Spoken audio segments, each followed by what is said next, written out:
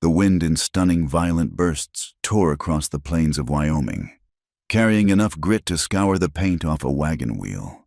It was a hateful wind, the kind that found the seams in a coat and the cracks in a spirit. When the stagecoach finally lurched to a halt in front of the Red Creek Depot, the leather thoroughbraces groaned like dying animals. The door swung open. A boot struck the dust, then another, and then Ingrid Halvorsen rose from the cramped interior, unfolding herself like a carpenter's rule that had been bent too long. She kept rising. The men loitering on the boardwalk stopped their chewing. A woman sweeping the dust in front of the dry goods store paused, her broom hovering inches above the planks. Ingrid felt the silence before she saw the faces. It was a familiar weight, heavy and suffocating. She stepped down, her boots sinking into the dry earth.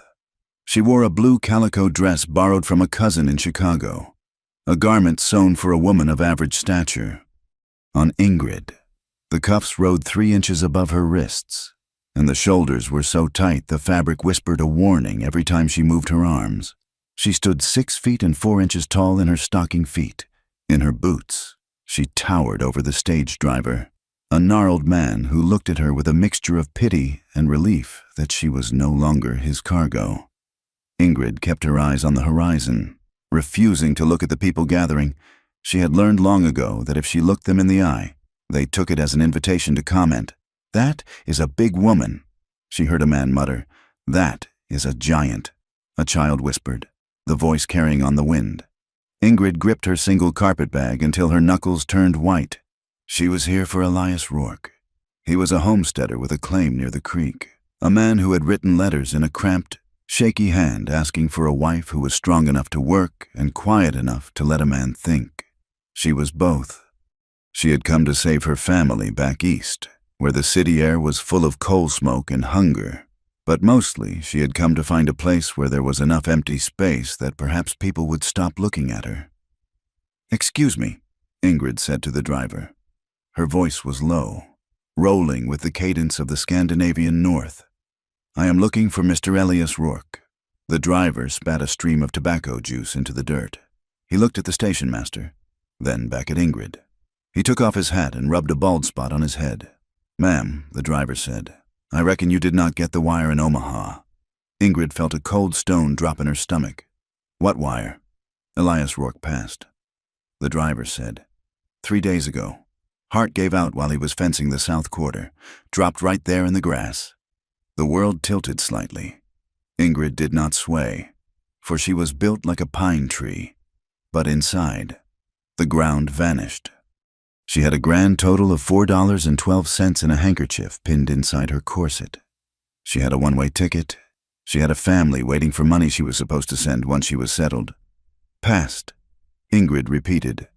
"Buried him yesterday," a new voice said. Ingrid turned.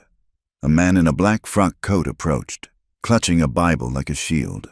He had the soft hands of a man who did not work the soil. "I am Reverend Miller," the man said. "A terrible tragedy. Elias was a good man, though quiet. We are deeply sorry for your loss." "Miss Halvorsen," Ingrid said, "but I am not his widow. We were not yet wed." The crowd murmured. This changed things. A widow had rights. A mail-order bride who arrived too late was just a stray dog that needed feeding. "Then what is to be done with her?" a woman called out from the mercantile porch. "She cannot stay at the bachelor quarters." Ingrid felt the heat rising in her neck. She was 24 years old, but in this moment, under the scrutiny of 50 eyes, she felt like the child she had once been, standing on a crate in a carnival tent while men paid a nickel to see the Nordic giantess. "I will need a place to sleep," Ingrid said, forcing her voice to remain steady. "Just for tonight. I can work. I am strong." The Reverend looked uncomfortable. "The boarding house is full, save for the kitchen pantry. I will take it," Ingrid said.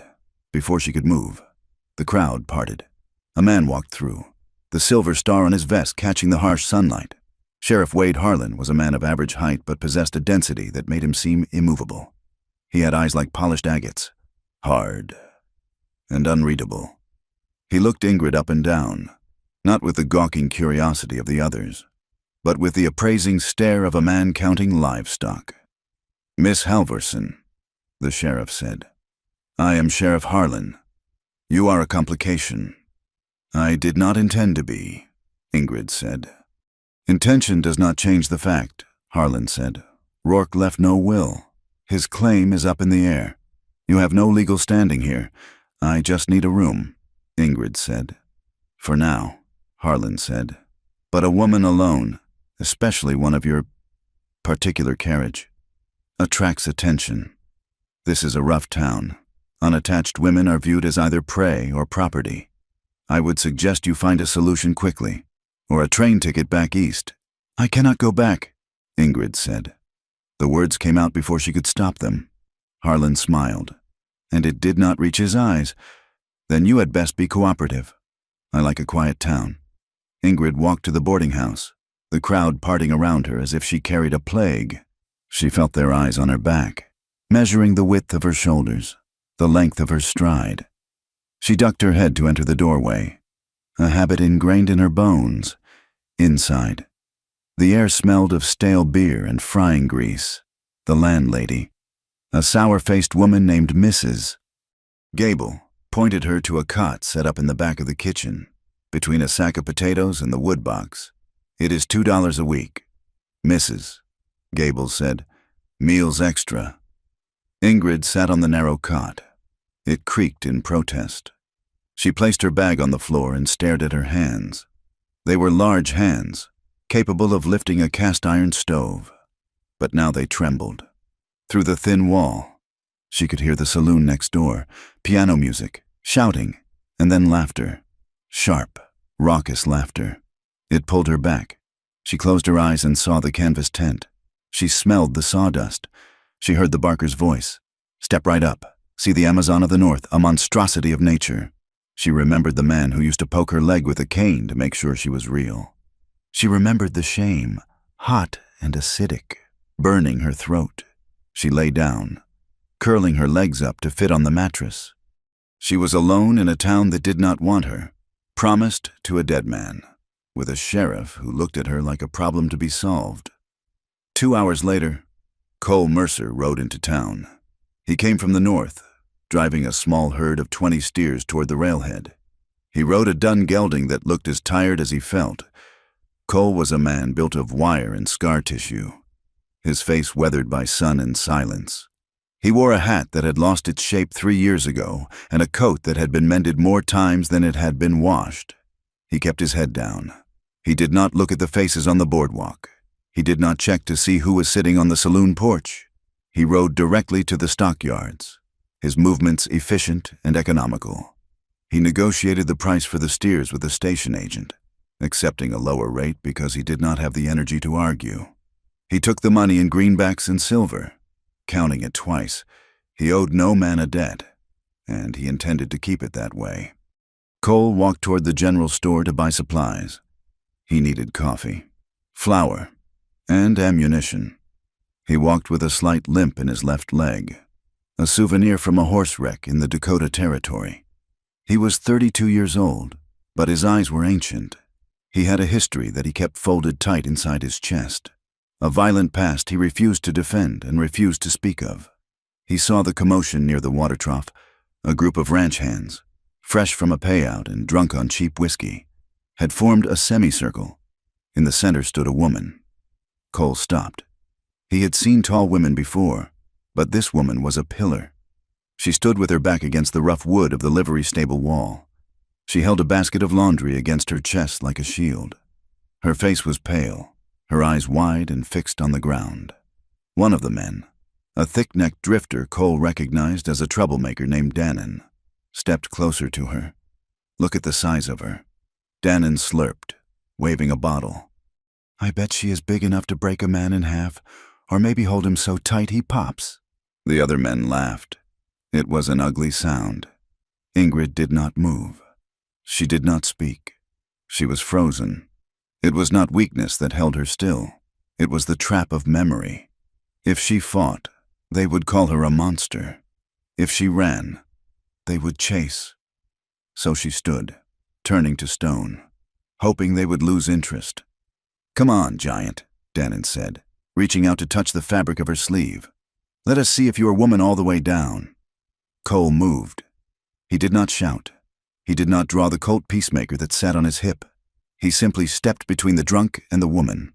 He moved with a fluid, quiet speed that made the air seem to change pressure. Cole placed a hand on Dannon's chest. It was not a shove, but a stop. "That is enough," Cole said. His voice was low, rasping like dry leaves over gravel. Dannon blinked, looking at the hand on his chest. Then up at Cole. "Who are you? Someone who wants to get his coffee and leave." Cole said, "You are drunk, Dannon. Go sleep it off." Dannon bristled. His pride stung in front of his friends. "You protecting the freak? Mercer? I heard you liked strange things." Cole did not flinch. He did not look at Ingrid. He kept his eyes locked on Dannon. "She is a lady," Cole said, "and you are blocking the street." Dannon clenched his fist. Cole shifted his weight, his hand dropping casually near his holster. He did not threaten. He simply made it clear that violence was a language he spoke fluently, and he was ready to have a conversation if Dannon insisted. The tension held for 3 seconds. Then Dannon spat on the ground, missing Cole's boot by an inch. "She ain't worth the bullet," Dannon muttered. He turned and stumbled away, his friends following like sheep. Cole waited until they were around the corner. Then he turned to Ingrid.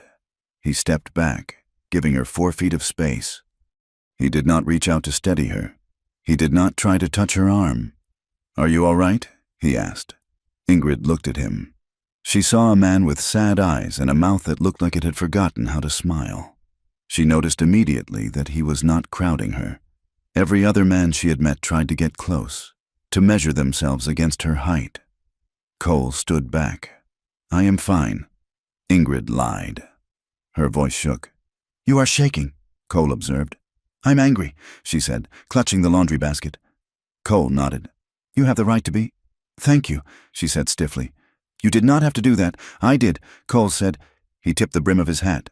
It was a polite gesture, but distant. Ingrid watched him walk away. He moved like a man trying to leave no tracks. The next day, the reality of her situation tightened like a noose. Ingrid sat in the parlor of the boarding house, her knees bumping against the low tea table. Mrs. Gable had suggested she could work off her lodging by doing laundry for the miners and drovers. But when Ingrid had tried to walk to the creek with the baskets, the stairs had been unbearable. She had returned, humiliated, her hands trembling so badly she had dropped the soap. Sheriff Harlan found her there. He closed the door behind him, cutting off the noise from the street. "Miss Halvorson," Harlan said, sitting opposite her, "we need to discuss the Rourke claim." "I was told I have no claim," Ingrid said. "You do not," Harlan agreed, "but you are the closest thing to a relative he has in this county. Now, listen to me. That land is situated on Red Creek. It has water. There is a man, Silas Brand. You have heard the name?" Ingrid shook her head. "He is the cattle baron of this territory," Harlan said. "He owns the valley. He wants that water. What does this have to do with me?" Harlan leaned forward. "The town wants this settled. Brand wants the land. If you were to facilitate the transfer, simply sign a statement saying Rourke intended to sell to Brand, I could ensure you have enough money for a ticket to San Francisco or New York. Anywhere but here." "You want me to lie?" Ingrid asked. "I want you to be practical," Harlan said. His voice dropped, becoming harder. "And I want you to be safe. A woman like you stick out. People get ideas. Accidents happen to those who are stubborn." Ingrid felt the cold prickle of fear. He was threatening her. It was wrapped in concern, but it was a threat. "I do not know the law," Ingrid whispered. "I am the law," Harlan said. "Think about it. I will come back tomorrow for your signature." He left her sitting in the gloom. Ingrid felt the walls closing in. She could not go back east to her family without money. She could not stay here and be hunted. The bell above the door chimed. Cole Mercer walked in. He looked tired. He held a sack of flour over his shoulder. He saw Ingrid sitting in the dark and paused. He set the flour down on the counter and looked at her. "The sheriff is leaning on you," Cole said. It was a statement, not a question. Ingrid looked up.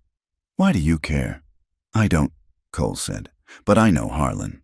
And I know Silas Brand. If they want the land, they will take it. They want me to sign something, Ingrid said. Cole nodded. To make it legal. So when they graze their cattle over Rourke's fences, no judge can stop them. I have nowhere to go, Ingrid said. Her voice broke. Just a fracture? Cole looked at her for a long time. He seemed to be weighing something heavy. He looked at her hands, clenched in her lap. He looked at the way she tried to make herself small in the chair. I have a line camp, Cole said. Ingrid blinked. What? I work for the Double Bar Ranch, but I stay at the Winter Line Camp. It is 20 miles north. High country, isolated. Ingrid stiffened. I am not that kind of woman, Mr. Mercer. Cole held up a hand. I am not asking you to be. I need a cook. And I need someone to watch the camp when I'm riding lines. It is hard work. It is lonely. But Harlan and Brand won't bother you up there. Not until the snow melts in the spring. Ingrid searched his face. She looked for the lecherous gleam she had seen in so many other men. She saw only fatigue and a strange, stony patience. What is the bargain? She asked. You cook. You keep the fire. I pay you standard wages. You keep your own money. Come spring, you will have enough to buy your own ticket to wherever you want to go. And living arrangements? Ingrid asked, her face heating. It is a one-room cabin, Cole said bluntly. But I sleep in the loft. You take the bunk. Ingrid looked at him. Being alone in the wilderness with a strange man was madness. It was everything her mother had warned her against. But staying here, with the sheriff and the laughter and the eyes, that was a different kind of death. If I say no, she asked, then Harlan puts you on a train with nothing, or Brand's men burn you out of whatever hole you find. Cole said. Ingrid took a breath. It rattled in her chest. I have conditions, she said. Name them. A separate bed, as you said. I keep my own wages, and you do not touch me, not ever, unless I say yes. Cole looked her in the eye. He did not smile. He did not mock her. I have no interest in touching what is not offered, Miss Halverson. I am looking for peace. Same as you. Ingrid stood up. She towered over him by 2 inches. She held out her hand. When do we leave? Dawn, Cole said. He did not shake her hand. He just nodded. The ride north was a descent into purgatory. Cole had secured a horse for her, a sturdy, roan mare. But Ingrid had not ridden since she was a girl in the old country. The saddle was hard. Unforgiving leather. Within 2 hours, her inner thighs were raw. Within 4, her back felt like it had been beaten with a hammer. The wind did not cease. It screamed across the open plains, biting through her thin coat. The landscape was terrifyingly empty. There were no trees, no houses, nothing but the endless rolling brown ocean of grass and the gray sky. It felt like judgment. It felt like the earth itself was rejecting her. Cole rode ahead, his body moving in rhythm with his horse. He did not speak. He did not look back often. He simply rode, a dark shape against the wind. Ingrid bit her lip until it tasted of copper.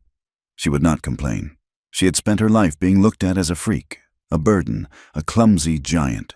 She would not give this silent cowboy the satisfaction of hearing her whine. They climbed higher. The air grew thinner and colder. By the time they reached the line camp, the sun was a bruised purple smear on the western horizon. The camp was stark, a rough-hewn log cabin, a small corral, and a lean-to for wood. It sat in the lee of a rocky ridge, sheltered slightly from the worst of the gales. Cole dismounted and helped her down. When her boots hit the ground, her legs buckled.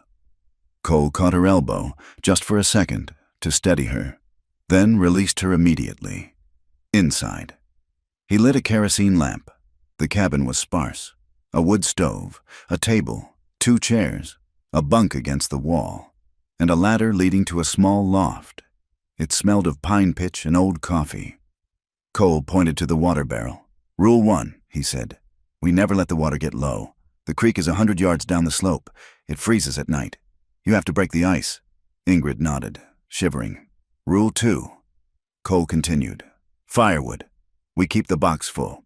If a blizzard hits, we cannot go out. He walked to the window and pointed to the darkness. Rule 3, wolves. They are hungry this year. If you go to the privy at night, you take a lantern and a gun. I will teach you how to shoot. And if riders come? Ingrid asked. Cole turned to her. The lamplight cast deep shadows across his face. If riders come, you get inside and bar the door. You do not open it for anyone but me. He looked at her, seeing the exhaustion in her posture. There are beans in the pot, he said softer. Eat, then sleep. I will take the first watch. The first week was a blur of pain and labor. Ingrid's body, unused to the rigors of the frontier, ached constantly, but she found a rhythm. She learned to bank the fire so it lasted until morning. She learned to mix sourdough biscuits. She learned that silence could be shared without being awkward. One night, the nightmare came. It was the old dream. She was back in the tent. The crowd was pressing in. Hundreds of hands reaching out to pinch her, to pull her hair. The ringmaster was laughing, counting coins. Look at the monster. Look at the giant. Ingrid woke up screaming. She was standing in the middle of the cabin floor. In her hand, she gripped the heavy cast-iron skillet, raised high to strike. Her chest was heaving, her eyes wide and unseeing in the dark. Ingrid! The voice cut through the panic. She blinked. The red fog of the nightmare receded. She saw Cole. He was standing by the ladder, wearing only his long johns and trousers. He was barefoot. He had his hands up, palms open, showing he was unarmed. He was 10 feet away, backed against the wall. Ingrid, Cole said softly. You are safe. You are at the camp. Ingrid lowered the skillet. She looked around, confused. She looked at Cole, half naked and vulnerable, yet radiating a calm that anchored her. I thought, she stammered. She dropped the pan. It clattered loudly on the wood floor. Shame washed over her. Hot and terrible. I am sorry. I am so sorry. I am crazy. You must think I am a lunatic. Cole did not move closer. He stayed against the wall. I think you have had to fight for your space, Cole said. Ingrid sank onto a chair, burying her face in her hands. They used to pay to see me, she whispered. The words leaked out, a poison she had carried for years. My father, when we first came to America, we had no money. A man offered, a circus man. He put me in a dress that was too small. He told people I was a savage from the Icelands. They would touch me to see if I was real. She sobbed. A harsh, jagged sound. I was just a girl. She said, but I was so big. They did not think I had feelings. They thought I was just meat. The silence in the cabin was heavy. The wind howled outside, scratching at the logs. Cole's voice came from the shadows. It was not filled with pity. It was filled with a hard, dark understanding. I cannot change what they did, Cole said. He stepped forward, just into the circle of light from the dying coals of the stove. But here, Cole said, looking her in the eyes, you get to be private. No one looks at you here unless you want them to. No one touches. You are just Ingrid. Ingrid looked up. He was not looking at her body. He was looking at her grief. Go back to sleep, Ingrid, he said gently. I will sit up for a while. November brought the snow. It started as a dusting, then turned into a white curtain that walled them off from the world. The drifts piled up against the cabin door. The line camp became a tiny island in a sea of white. Ingrid realized with a sudden jolt that she was trapped. She had traded the cage of the town for the cage of this cabin, but as the days went by, she realized the difference. This cage had peace. She and Cole moved around each other in a choreographed dance of domesticity. He mended tack by the fire while she kneaded dough. They spoke little, but the words were necessary. Pass the water. The wind is shifting. The coffee is ready. She watched him.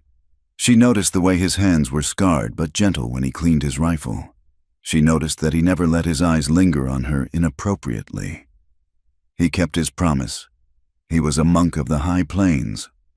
Gratitude began to swell in her chest, replacing the fear. He was saving her. He was feeding her. He was protecting her from the Brands and Harlans of the world. One evening, the storm was particularly fierce. The cabin shuddered under the assault of the wind. The lantern cast a warm, golden glow over the table. Ingrid had mended a tear in Cole's coat. She bit the thread and handed it back to him. "Thank you," Cole said. Ingrid looked at him. His face was relaxed, the tension around his eyes smoothed out by the firelight. He looked younger. "Cole," she said. He looked up. "Yeah, thank you," she said, "for taking me in, for being decent." Cole shrugged, uncomfortable with the praise. "It is a trade. Ingrid, you cook better biscuits than I ever did." "It is more than that," she said. She stood up. The gratitude felt like a pressure inside her. She felt she owed him something. That was how the world worked, wasn't it? A woman paid for protection with her body. That was what the sheriff had implied. That was what the circus had taught her. She wanted to show him she was grateful. She wanted to prove she wasn't just a burden. She walked around the table. Cole went still. Ingrid leaned down. She aimed for his cheek, a sisterly peck, a polite goodbye to the day. But she misjudged. Or he turned. Her lips brushed the corner of his mouth. It was electric. The contact was shocking, warm and rough. Ingrid froze. Her breath hitched. Suddenly, the memory of every grab, every unwanted touch, every jeer crashed into her. The intimacy was too much, too fast. It wasn't the transaction she had prepared herself for. It was real, and that was terrifying. She pulled back, gasping. Her hand flew to her mouth. "First kiss hurts," she whispered. The words tumbled out, nonsensical, born of a child's logic and a woman's panic. Cole was on his feet instantly. He backed away, putting the table between them. His face was pale. "Ingrid," he said, his voice rough. "I am sorry. I moved too close." "No," Ingrid said, tears springing to her eyes. She was shaking again. "I should have been more careful," Cole said. He held up his hands, the same way he had during the nightmare. "I am not asking for that. I told you, I won't take what isn't freely given." "It was," Ingrid cried. She was angry now, not at him, but at herself. She had wanted to offer warmth, but her body had reacted with fear. She was broken. She was a giant broken thing. She wrapped her arms around herself, trying to hold the pieces together. Cole watched her. His eyes were dark with a hunger he was ruthlessly suppressing, but his voice was steady as a rock. "You are scared," he said. "That is natural. The past doesn't leave just because you want it to." He picked up his coat and hat. "I am going to check the horses," he said. "But the storm—" Ingrid started. "I need the cold," Cole said. He opened the door.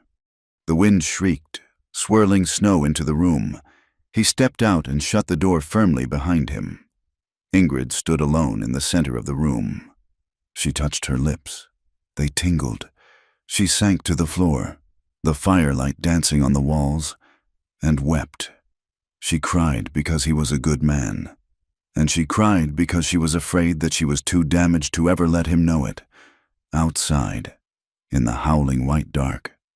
Cole Mercer leaned against the logs of the cabin, closing his eyes against the cold, breathing through the desire that burned in his chest, determined to wait until she was ready, even if it took a lifetime. The storm that had locked them in finally broke, leaving the world scoured clean and buried under 3 feet of white silence. The wind did not stop. It never truly stopped in Wyoming, but it changed from a scream to a low, hollow moan that rattled the stovepipe. Life at the line camp settled into a rhythm as hard and predictable as the sun tracking across the southern sky. Survival was not a passive act. It was a series of chores that demanded muscle and will. Ingrid learned the language of the axe.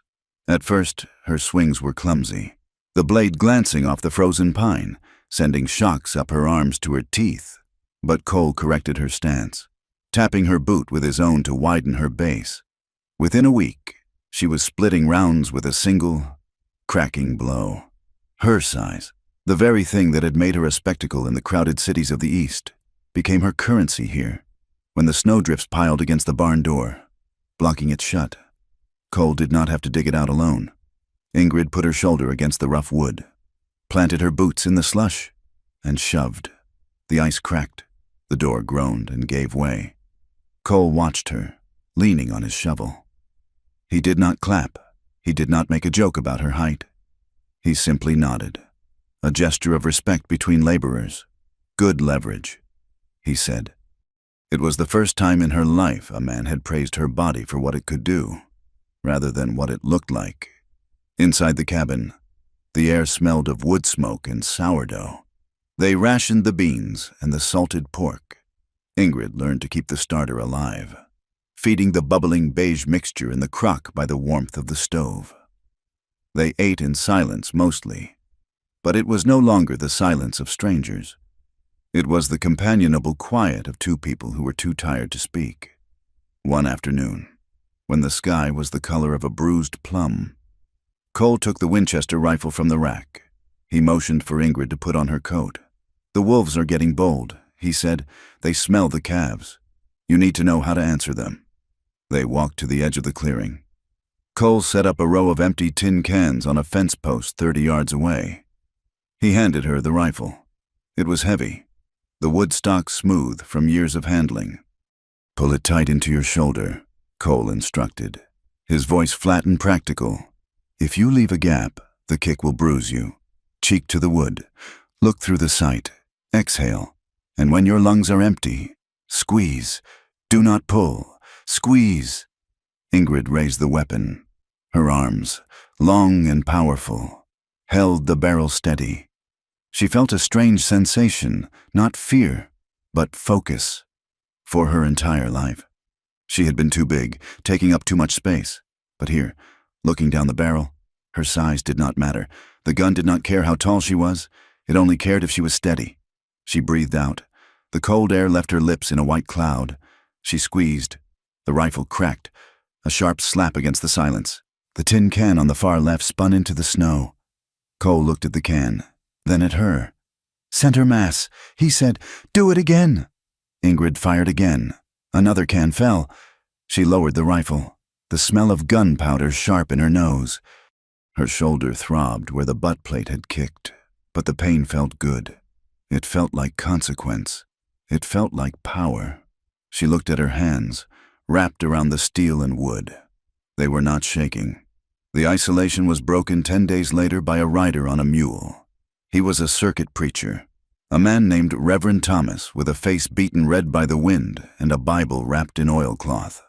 He stopped at the camp for coffee and warmth, his eyes darting around the small cabin with the hunger of a gossip.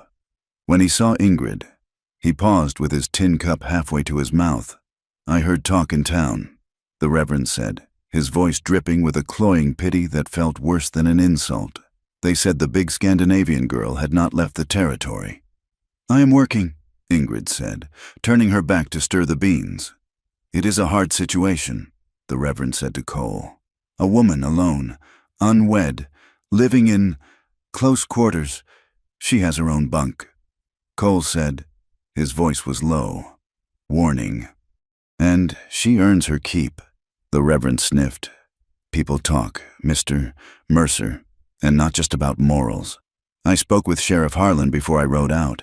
He and Mr. Brand are having meetings. They say the Rourke claim is in a legal tangle. They say it needs to be settled before the spring thaw brings the new herds." Ingrid felt her stomach tighten.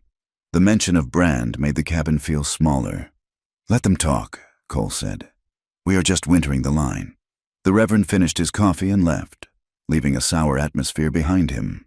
That night, Ingrid could not sleep. The Reverend's eyes had looked at her the way men had looked at her at the county fair in Ohio 3 years ago.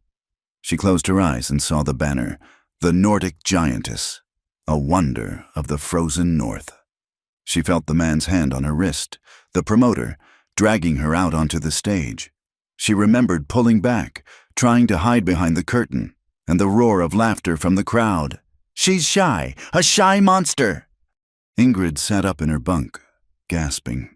Cole was awake in the loft. She could hear him shifting. "Ingrid? I am fine," she said, though her voice was brittle. "Just memories." Cole climbed down the ladder. He was fully dressed. as if he expected trouble at any hour. He walked to the stove and poured 2 fingers of whiskey into a tin cup. He added a splash of water and handed it to her. "Drink," he said. "It cuts the edges off." Ingrid took the cup. The whiskey burned her throat, hot and medicinal. She handed it back to him. He took a sip from the same spot her lips had touched. Cole sat in the chair opposite her. The firelight cast deep shadows in the hollows of his cheeks. "I rode with men after the war," Cole said suddenly. Ingrid looked at him. He never spoke of the past. "We called ourselves regulators," Cole said, staring into the cup. "But we were thieves. We took cattle that did not belong to us because the South was burning and we were angry." He swirled the liquid. "I quit after a job in Kansas. There was a boy guarding the herd. He could not have been more than 16. He raised a shotgun. He was shaking." Cole paused. The silence stretched tight. "I did not shoot him," Cole said softly. "But the man riding next to me did, and I did nothing to stop it. I just took the cows and rode away." He looked up at Ingrid. His eyes were bleak. "That is why I stay out here. Ingrid, the wind is loud enough to drown out the sound of that boy falling." Ingrid looked at this man, this hard, scarred creature who had offered her safety. She saw the guilt that rode him like a spur. She reached out and took the cup from his hand. She took another drink, a long one. "I once broke a man's nose," she said. Cole blinked. "What?" "A man at the fair," Ingrid said. "He tried to lift my skirt to see if my legs were like tree trunks. That is what the sign said, legs like redwoods. I hit him." She let out a short, sharp sound. It was a laugh, though it sounded rusty. "He fell into the pig pen next to the tent. He was covered in mud, and for a moment, he looked smaller than me." Cole looked at her. The corner of his mouth twitched, a smile, barely there, but real. "I bet he did," Cole said. They shared the rest of the whiskey in the dark, the wind howling outside like a chorus of ghosts. 2 people finding a strange comfort in the fact that they were both haunted. The trust grew in small, quiet ways. When Ingrid came in from the cold, her fingers stiff and blue, Cole would take her gloves. He would lay them on the warming shelf of the stove, turning them every few minutes until the leather was toasty, then hand them back without a word. When Cole tore his coat on a strand of barbed wire, Ingrid took it from him. She sat by the window and stitched the heavy wool with her precise, strong hands. As she turned the fabric, she saw stains on the lining, old, dark brown smears that refused to wash out. Blood, not his, she did not ask. She just stitched over the tear, making the seam stronger than it had been before. Then came the ice. It was mid-January. Ingrid was walking back from the creek with 2 buckets of water. The path was treacherous, a slick ribbon of frozen mud concealed by fresh snow. She stepped wrong. Her boot found a patch of black ice. Her feet went out from under her. She fell hard, the buckets clattering, the water splashing and instantly freezing on her skirt. A sharp, sickening pop echoed from her ankle. Ingrid gasped, the pain blinding her for a moment. She tried to stand, but her leg crumpled. "Cole!" she called out. He was there in seconds, running from the corral. He skidded to a stop beside her. "Do not move," he commanded. He knelt, checking her leg. His hands were gentle but firm, probing the joint through the leather of her boot. Ingrid hissed in pain. "It is sprained," Cole said. "Badly. You cannot walk on this." Ingrid looked at the distance to the cabin. It was 50 yards uphill. Panic flared. The old fear of being a burden, of being too heavy, of being unmanageable. "I can crawl," she said, trying to push herself up. "Don't be a fool," Cole said. He stood up. He bent down and scooped her up into his arms. Ingrid froze. She weighed over 200 pounds. Most men would struggle. Cole grunted with the effort, his jaw setting. But he lifted her. He held her high against his chest, his arms like iron bands. He did not look at her face.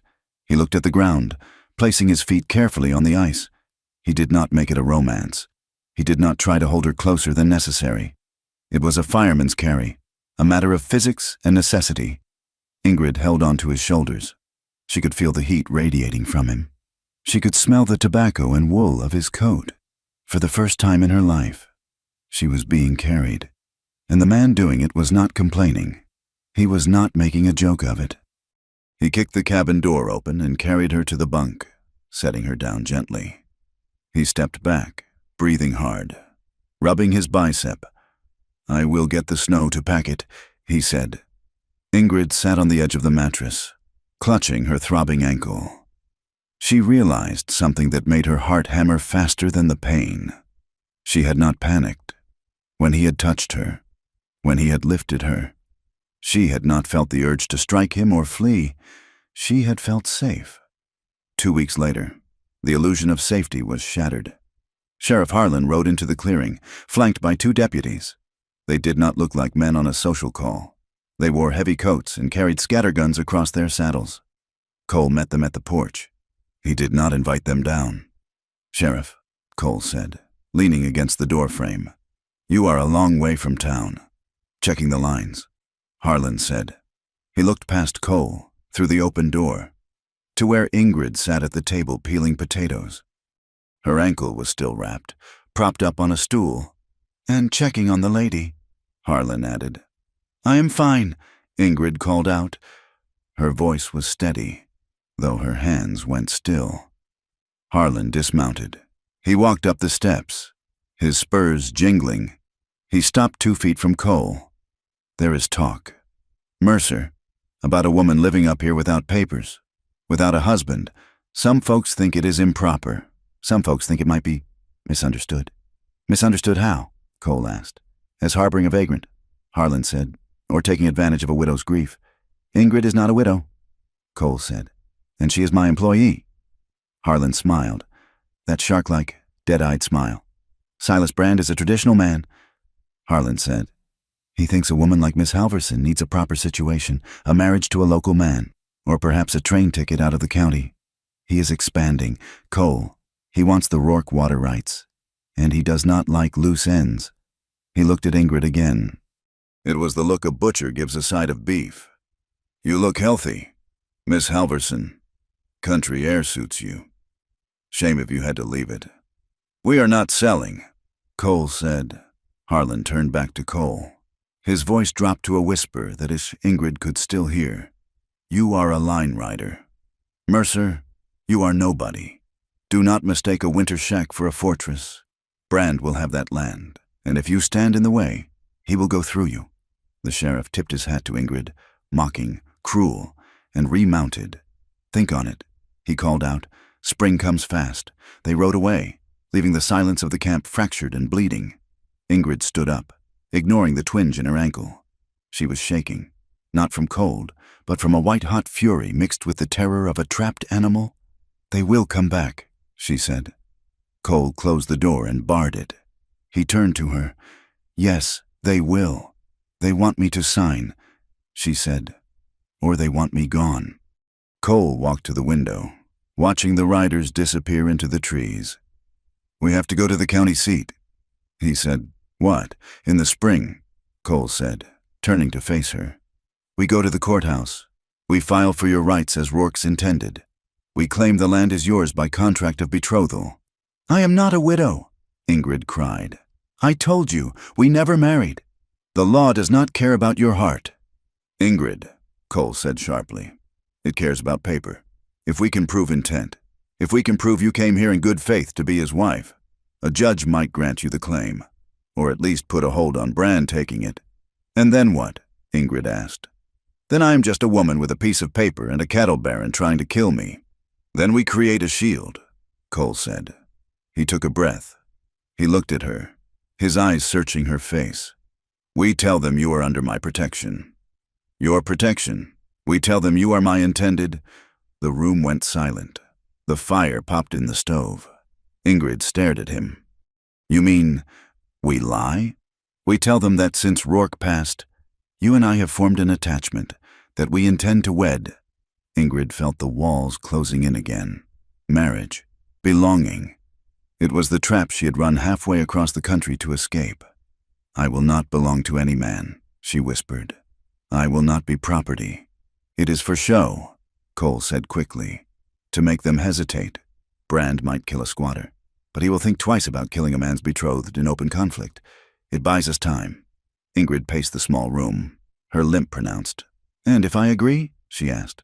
"What does this betrothal mean? Inside this house, it means nothing changes," Cole said. "Unless you want it to." Ingrid stopped. She looked at him. She saw the man who had warmed her gloves, the man who had carried her over the ice without groping her, the man who had taught her to shoot. She took a deep breath. "I have conditions," she said. Cole nodded. "Always. I choose the steps." She said, "If we do this, if we pretend, I say where it goes. And if I say stop, you stop, even if the world is watching, even if it ruins the story." Cole did not hesitate. "If you say stop, the world can burn for all I care. I stop."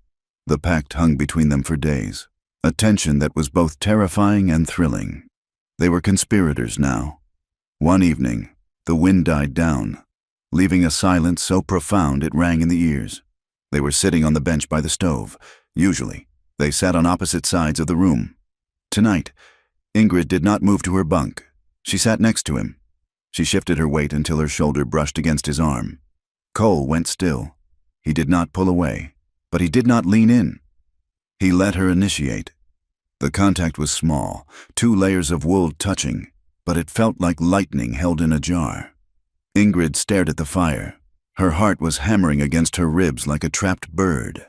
She was 24 years old, and she was afraid of a touch. She hated the fear. She hated the men who had planted it there. "Cole," she said softly. "Yeah, I want to try again." Cole turned his head slowly. "Try what? The kiss?" she said. He looked at her. His eyes were dark, dilated in the dim light. "Ingrid, you don't have to—" "I do," she interrupted. "Not for you. For me." She turned to face him. Her eyes were wet, but her chin was high.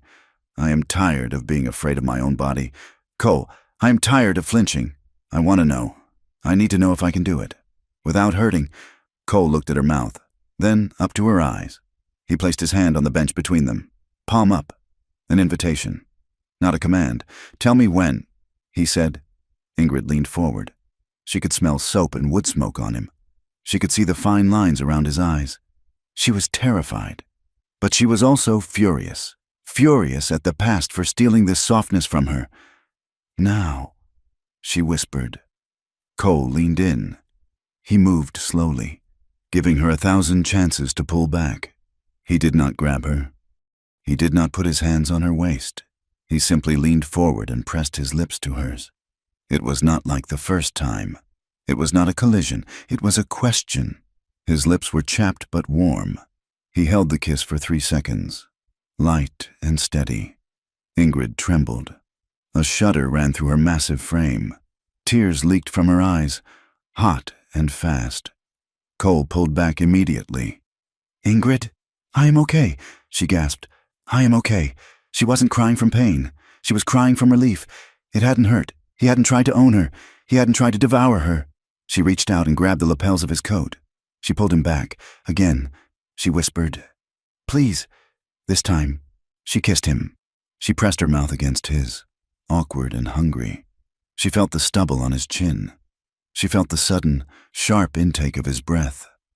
Cole's hands came up, hovering for a split second before settling on her waist. His touch was heavy, grounding. He held her as if she were something precious, something that might break, even though she was strong enough to lift a wagon wheel. They broke apart, breathing hard. Ingrid rested her forehead against his chest. She sobbed, just once, a deep, shuddering release. Cole wrapped his arms around her, enveloping her. He did not try to move her to the bunk. He did not try to unbutton her dress. He just held her, rocking her slightly as the tears came. "You are safe," he murmured into her hair. "You are here. You are private." Ingrid clung to him. She realized, with a clarity that stung, that desire could exist beside fear, that she could want this man and still be herself. The howl cut through the night like a knife. It was close, too close. Cole stiffened. The tenderness vanished, replaced instantly by the soldier. The corral, he said. He grabbed the rifle. Ingrid grabbed the shotgun from the corner. They threw open the door and ran out into the snow. The night was chaos. A pack of timber wolves, desperate with winter hunger, had come over the fence. The horses were screaming, kicking at the rails. The two calves were huddled in the corner, dark shapes circling them.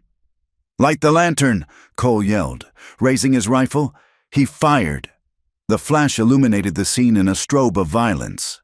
A wolf, gray and massive, yelped and spun in the snow. Ingrid fumbled with the lucifer match, struck it, and lit the hurricane lantern. She held it high with her left hand, the shotgun braced against her hip with her right. Another wolf lunged at the calf.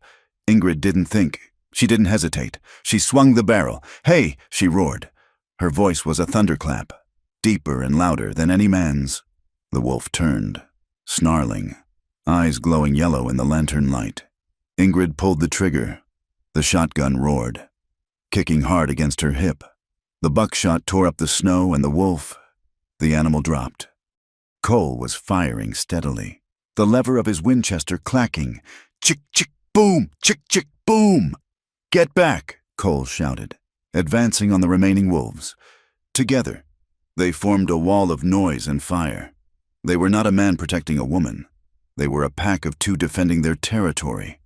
The surviving wolves, realizing the cost was too high, turned and scrambled over the fence, vanishing into the black timber. Silence rushed back in, ringing in their ears.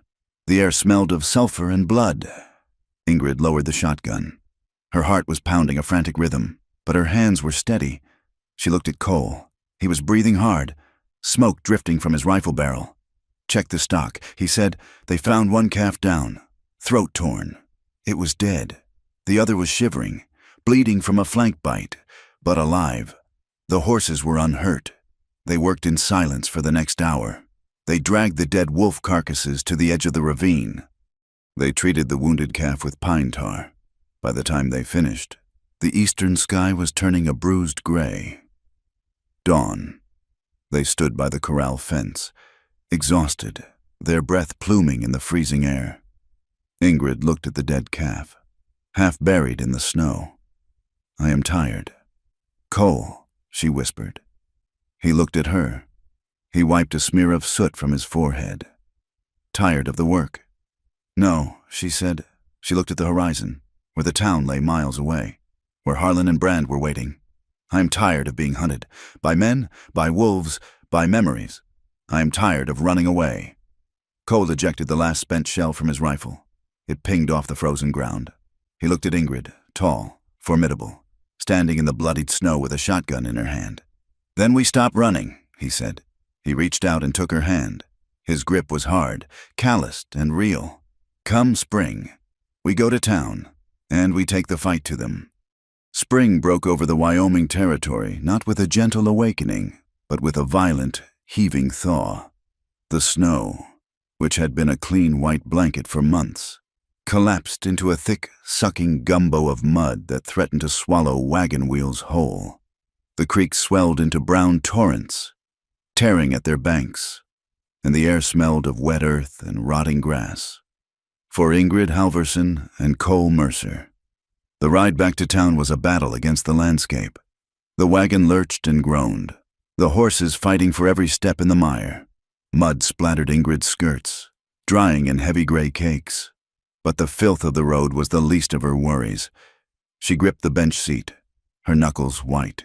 She had spent the winter in the sanctuary of the line camp, where the only eyes watching her belonged to a man who looked without judging. Now, she was returning to the gallery. "Do not look at them," Cole said. He kept his eyes on the horses, his hands steady on the reins.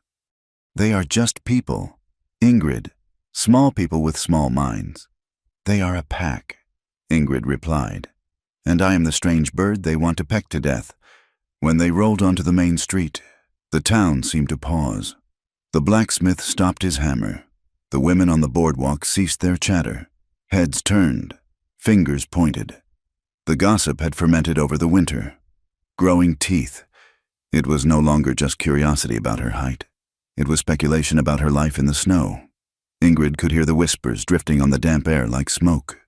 That is her, the giant bride, wintered up there with him. You know what that means. Imagine the size of the bed.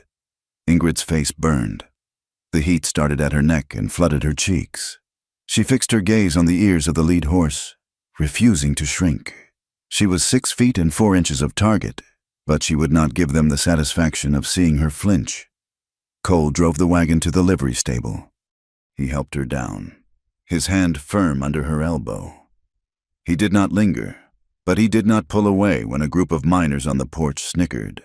He simply stood between her and them, a silent barrier of weathered canvas and cold iron. "We have business," Cole said. "Stay close." Their first stop was the general store for supplies. As they loaded sacks of flour and coffee, a man approached. He was dressed too well for a working hand, wearing a clean bowler hat and a vest with silver buttons. This was Kellis, the foreman for the Brand Ranch. "Miss Halvorsen," Kellis said, tipping his hat with a smile that did not reach his eyes. "Mr. Brand sends his regards. He hopes you survive the winter without undue hardship." "We are fine," Ingrid said. Her voice was tight. "Mr. Brand is a generous man." Kellis continued. "He is prepared to offer you $300 for the quitclaim deed on the Rourke place. It is a lot of money for a woman in your position. Enough to go somewhere. More accommodating to your stature." "I am not selling," Ingrid said. Kellis's smile vanished. He stepped closer, invading her space. He was a foot shorter than her, but he carried the weight of his employer's power. "Stubbornness is a dangerous quality out here. Darling, accidents happen. Claims get jumped. It would be a shame if you got hurt trying to hold on to dirt you cannot defend." Cole stepped in. He did not shove Kellis. He simply occupied the space where Kellis was standing, forcing the smaller man to retreat or be trampled. "She gave you her answer," Cole said. "Tell Brand the price is not for sale." Kellis dusted off his vest. "Have it your way. Mercer, but do not say you were not warned." Kellis walked away, leaving a chill in the air that the spring sun could not touch. An hour later, Sheriff Wade Harlan found them near the post office. He held a piece of paper, waving it like a fan. "Good to see you, Miss Halvorsen," Harlan said. "I have news. The county judge has scheduled a hearing regarding the disposition of the Rourke claim." "When?" Cole asked. "Friday," Harlan said. 2 days from now." 2 days. Cole's voice rose. "That is not enough time to prepare a case. It is the circuit schedule." Harlan shrugged. "The judge is a busy man. If you are not there with proof of ownership, the land reverts to the territory, and the territory will likely sell to the highest bidder, which is Brand," Ingrid said. Harlan smiled. "That is how the market works. Miss Halvorsen." "Efficiency." Ingrid realized then that the law was not a shield. It was a rope, and Harlan was tightening the noose. They needed help. Cole tried to find a lawyer, but the few attorneys in town suddenly had full calendars or shook their heads the moment Brand's name was mentioned. Only one man, a disheveled solicitor named Mr. Abernathy, agreed to listen. "I can represent you," Abernathy said, shuffling papers in his dusty office. "But it will be a fight. Brand owns half the county. I will need a retainer. $100. Up front." Cole went silent. He had $30 in his pocket from the winter wages. "We don't have it," Cole said. "I do," Ingrid said. She reached into her bodice and pulled out a small, heavy cloth pouch. She undid the strings and spilled the coins onto the desk. Gold pieces, silver dollars. It was a substantial sum. "Ingrid," Cole said, staring at the money, "where did you get this?" Ingrid looked at the coins. They shone under the lamplight. "I earned it," she said. She looked at Cole, her eyes defiant and sad. "I earned it in Ohio, and Pennsylvania, and New York. Every time I stood on a stage and let them look at me, every time I let a man measure my wrists, every time I answered their foolish questions, I saved every penny. I thought it was money for my family. But my family is gone." She pushed the pile toward the lawyer. "This is my shame money," she said. "I can think of no better way to spend it than to buy my dignity back." Cole put his hand over hers to stop her. Just for a moment. You do not have to do this, he said. That is your freedom money. Ingrid looked at him. I am choosing my freedom. Cole. Cole slowly pulled his hand back. He looked at her with a profound respect, realizing that her strength was not just in her shoulders, but in her willingness to burn her past to build a future. Make it enough, Cole told the lawyer, to strengthen their claim. They had to sell the lie. The town needed to believe that Ingrid was not just a squatter, but a woman betrothed. They walked to the mercantile together. Cole placed his hand on the small of her back. He did not grip her. His touch was light, a mere point of contact. But to the onlookers, it was a claim. The reaction was immediate. A woman dropped a bolt of fabric. Men stopped talking. The idea of the reclusive, dangerous cowboy and the giantess forming a union sparked a wildfire of ridicule and offense. It came to a head on Sunday. The town was holding a church picnic in the grove of cottonwoods by the river. Marion Locke, a widow who worked as the town's midwife, had found Ingrid earlier that morning. Marion was a sharp-boned woman with eyes that missed nothing. She had been the one to pull Ingrid into her parlor when the stairs got too heavy, offering tea and silence. You have to go, Marion advised. If you hide, they decide who you are. If you stand there, you make them look you in the eye. So they went. The grove was filled with families eating fried chicken on quilts.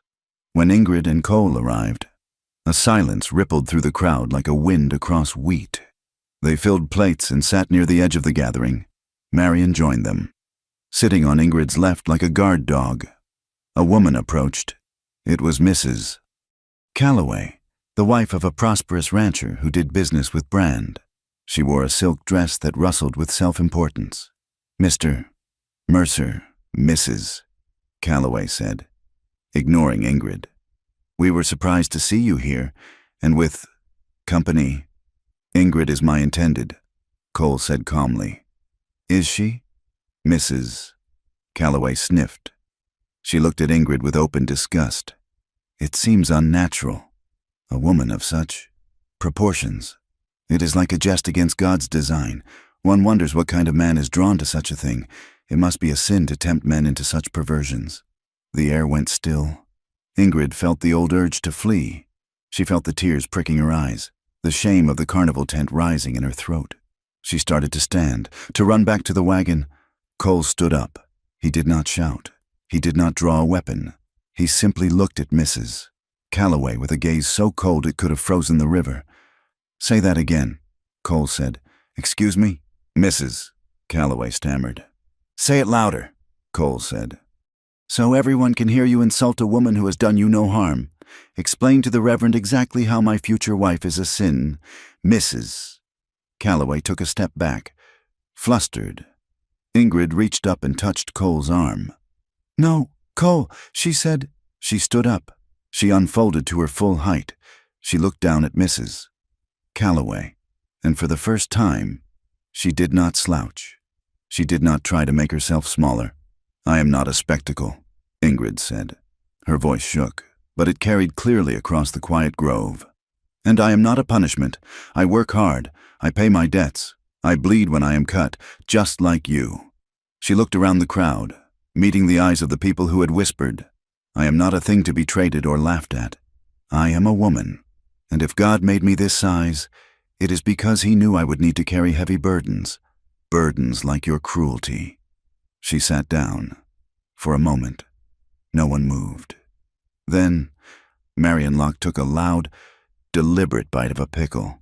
Well said, Marion declared. A few of the homesteaders nodded. Some of the men looked at their boots, ashamed. Mrs.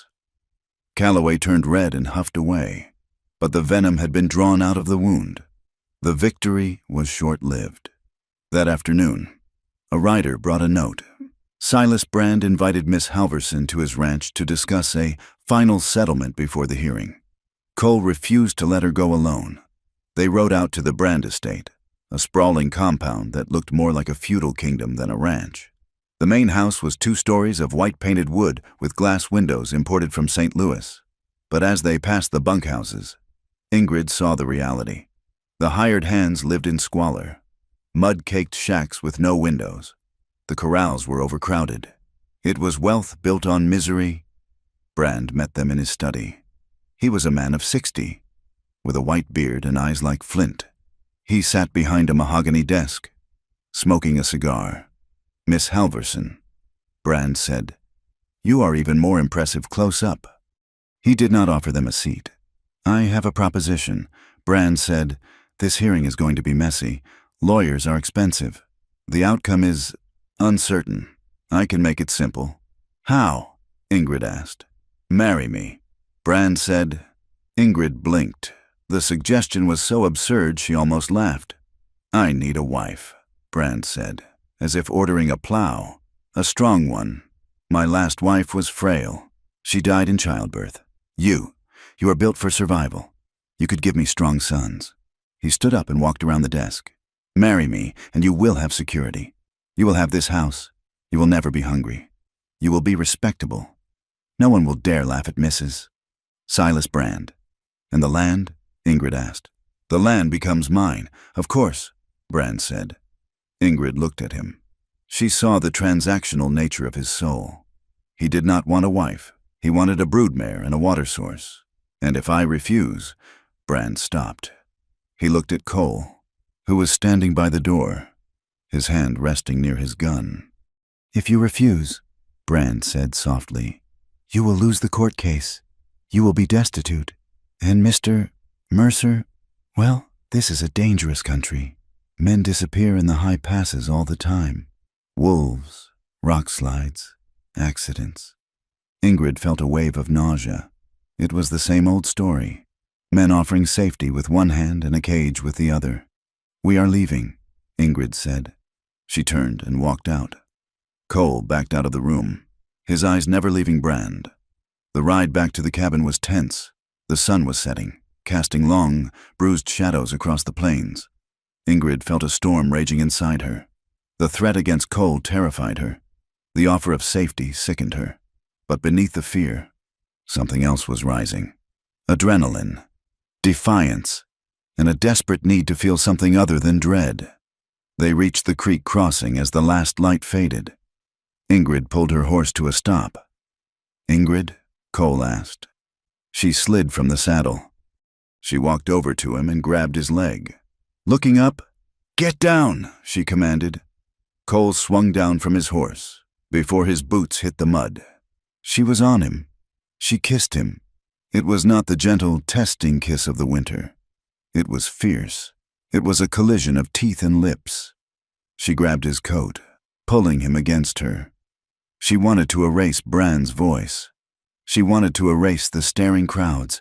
She wanted to prove she was alive. Cole responded instantly. His arms went around her, crushing her to him. He kissed her back with a hunger that had been starved for months. Then, just as quickly, Ingrid pulled away.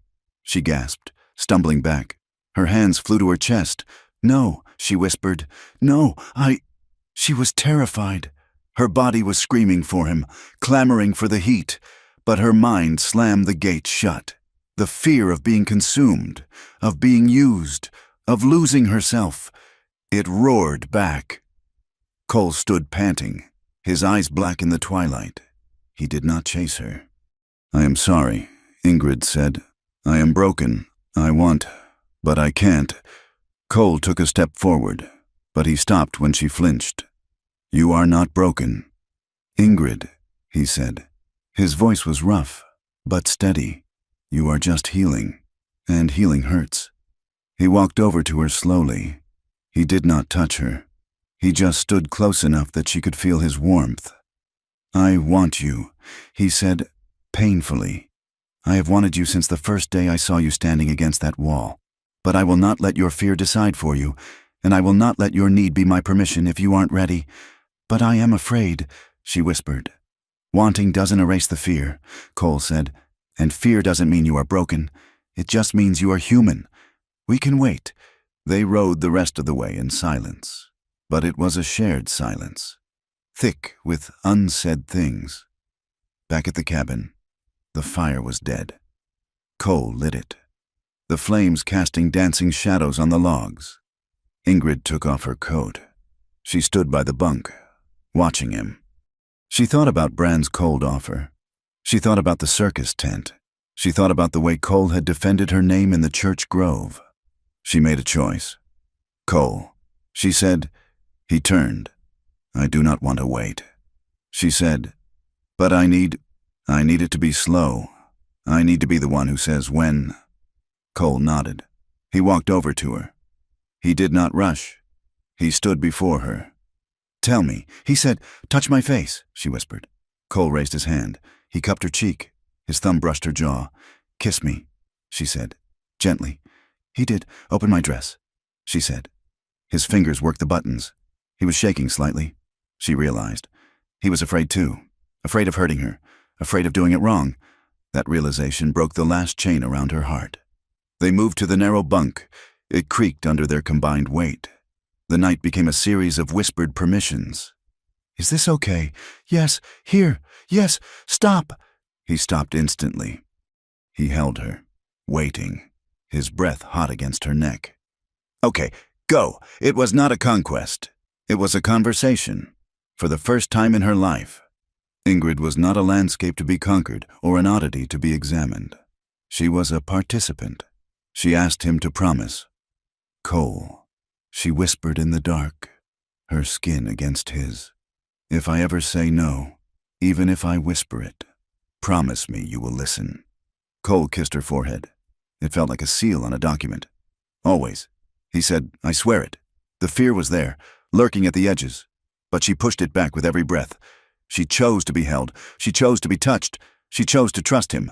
When the release came, it was not an explosion, but a profound, shuddering wave of relief. She cried out, not in shame, but in victory. She had reclaimed the territory of her own skin. Cole held her afterward, his arm thrown over her waist, their legs tangled. She listened to his heart slow down. She felt powerful. She felt real. The morning brought the world back with a vengeance. Cole went out at dawn to feed the horses. He came back inside 2 minutes later, his face grim. Come look, he said. Ingrid wrapped a blanket around herself and went to the door.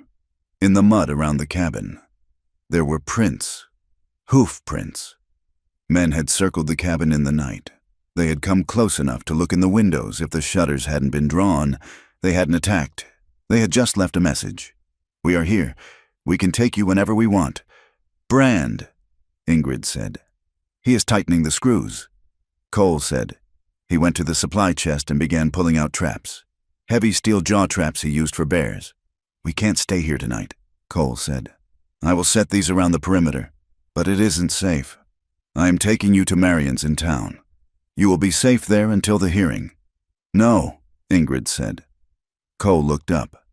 Ingrid, this isn't a game. They were 10 feet from where we slept. I am not hiding, she said.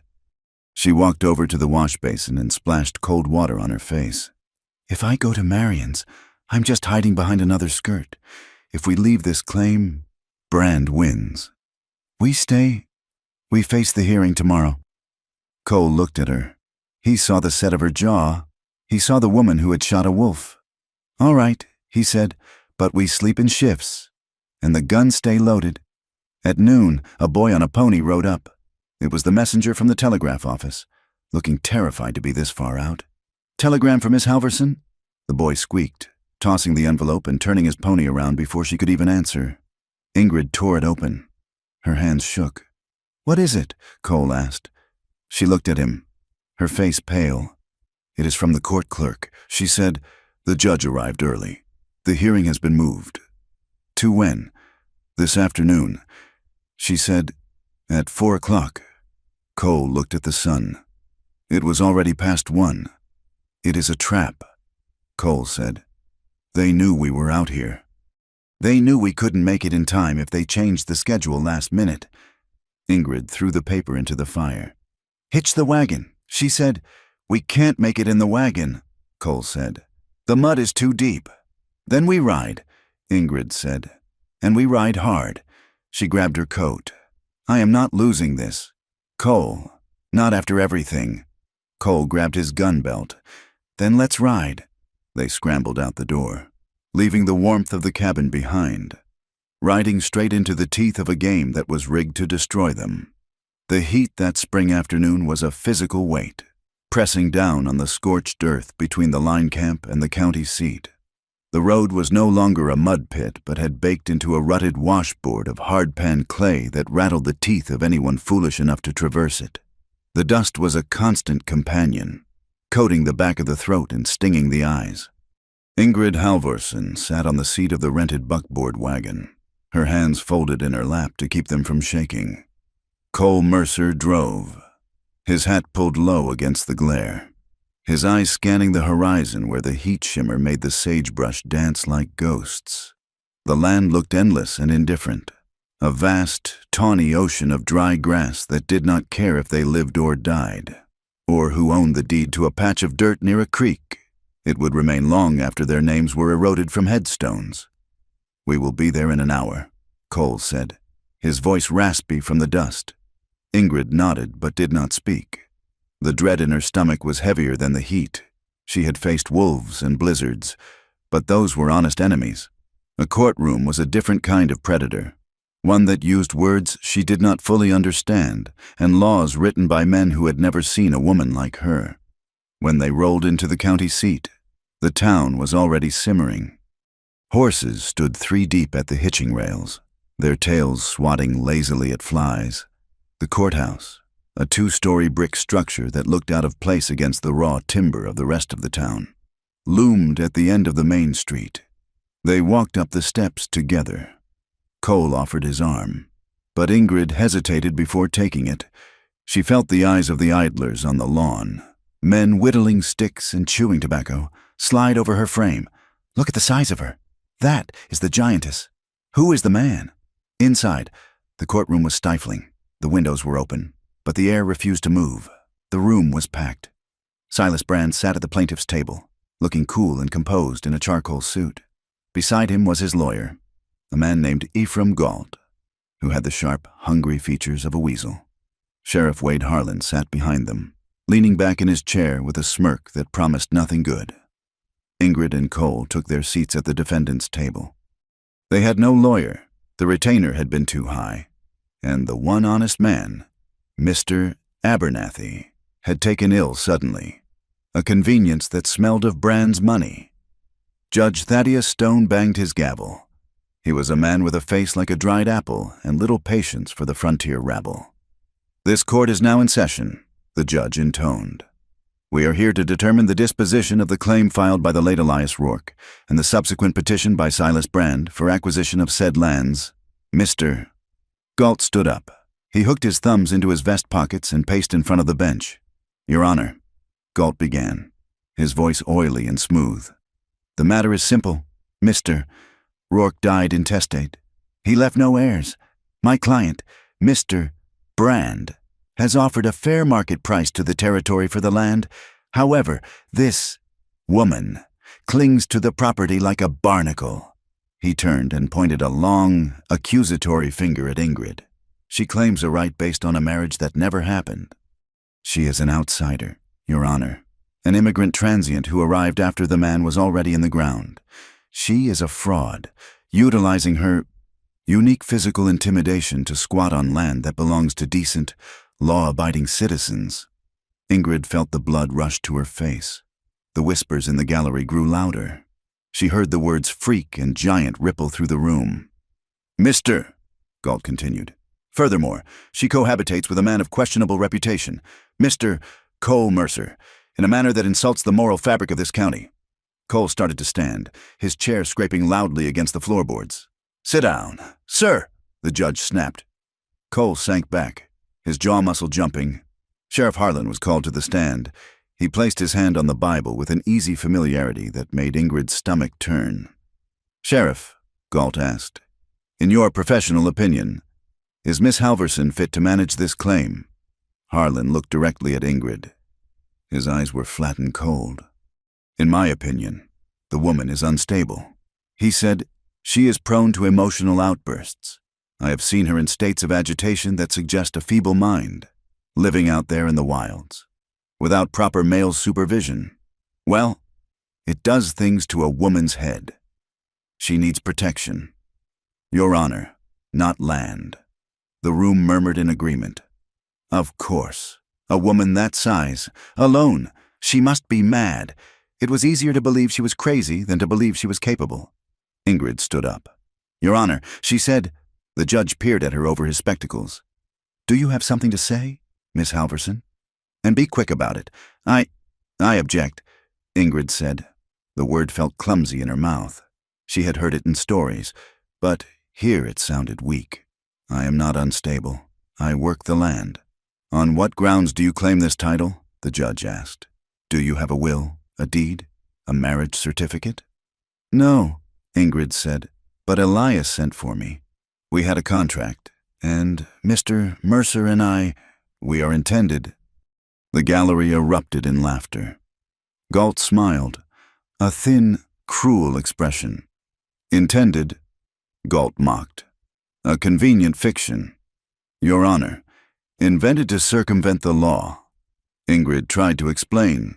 She tried to talk about the letters Elias had written, about the promise of a home, but the legal words tripped her. She said affidavit when she meant agreement. She stumbled over her English, the vowels of her homeland thickening her tongue under pressure. Every mistake was a victory for Galt. The judge sighed, checking his pocket watch. It seems clear. The judge said that the defendant has no legal standing. Cole was gripping the edge of the table so hard his knuckles were white.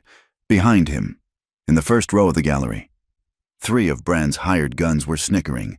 Hey, Mercer, one whispered. Does she crush you when she rolls over? Cole spun around. Shut your mouth. Cole snarled. Order, the judge shouted. One more outburst. Mr.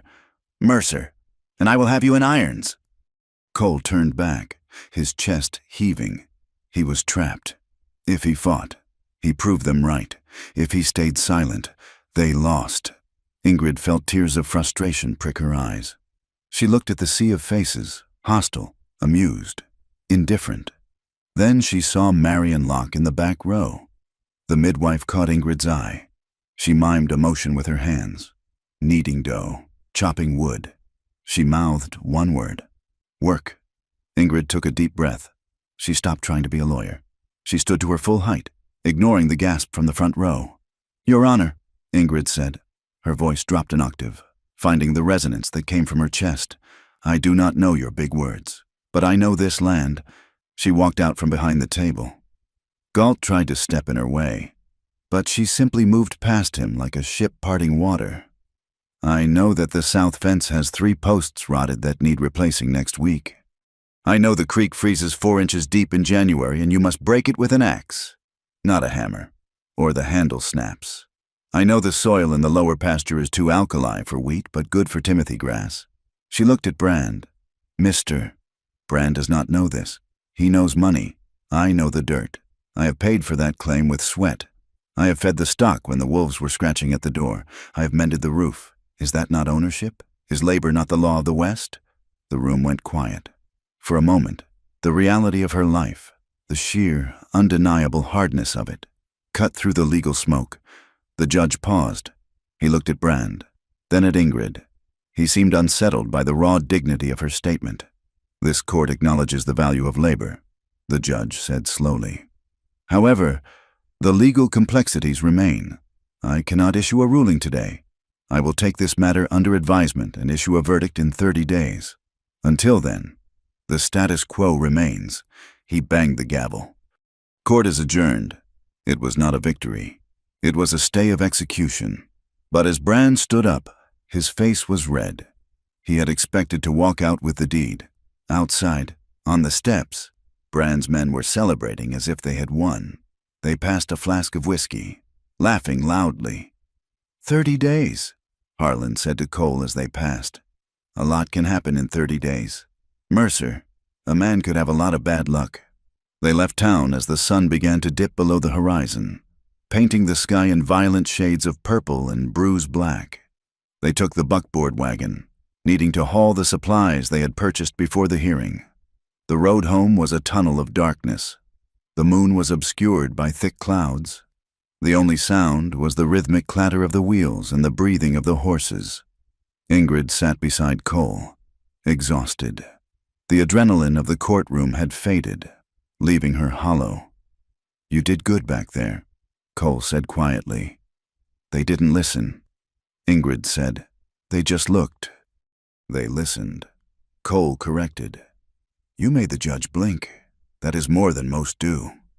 They reached a narrow pass where the road dipped through a dry wash, flanked by high banks of scrub oak and rock.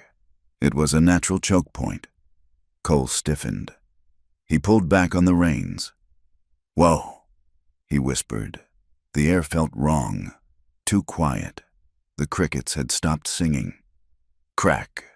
A rifle shot shattered the night. The bullet struck the front left wheel of the wagon. The spokes shattered. The wagon lurched violently to the left. Tipping, Ingrid was thrown sideways. She hit the dirt hard, the breath driven from her lungs. The horses screamed, rearing in their traces, tangled in the leather. "Cole!" she gasped. Cole had been thrown clear, but he was not moving. He lay near the broken wheel, a dark shape in the dust. Another shot rang out, kicking up dirt inches from Ingrid's head. She scrambled on her hands and knees, crawling toward the cover of the overturned wagon bed. Her hand brushed against something cold in the dirt. The shotgun Cole had placed under the seat. It had fallen out in the crash.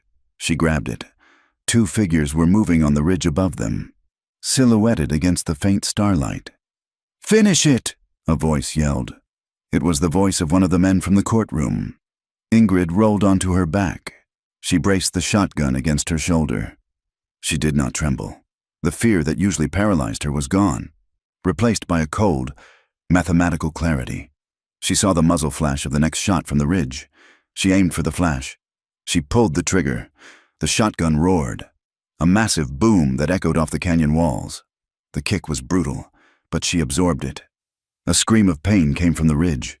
One of the shadows crumpled. The second man fired again. Wild this time, the bullet singing harmlessly into the wood of the wagon. Ingrid racked the slide. Clack, clack. The sound was unmistakable in the dark. "I see you," she roared. Her voice was terrifying, deep and primal. "Come down here and I will bury you." The second shadow hesitated, then turned and ran, scrambling back over the crest of the hill. The sound of retreating hoofbeats faded into the night. Ingrid did not lower the gun. She waited, listening, for a full minute. Only when silence returned did she crawl over to Cole. "Cole?" he groaned. He tried to sit up and winced. "My shoulder," he gritted out, "dislocated or broken." Ingrid helped him up. They were exposed on the road. "We have to move," she said, "into the ravine." She supported his weight. He was heavy, but to her, he felt manageable. She guided him down into the dry wash, away from the wagon, into the deep shadows of the cut bank. They sat in the dirt, huddled together. Ingrid kept the shotgun across her knees. "You shot him," Cole whispered. He sounded dazed. "I aimed for the flash," Ingrid said. Her hands, resting on the stock, were finally starting to shake. Not from weakness, but from the adrenaline crash. "I could have killed him," she said. "You might have," Cole said. "You saved us." "I didn't think," Ingrid said. "I just did it." They sat in silence for a long time. The night cooled. The heat of the day radiated up from the stones. Cole shifted, his breath hissing through his teeth. "Why did you never fight back before?" Cole asked softly. "In the stories you told me, you are a force of nature." Ingrid looked at the stars. "Because I was not there," she said. She had never told anyone this. Not Marion, not even herself, really. When I was in the shows, when they put me in those costumes and let men touch me, I left, she said. Her voice was flat. "I learned a trick. I would close my eyes and imagine I was a stone or a tree, something that could not feel. I floated above my body. I let them touch the giant girl.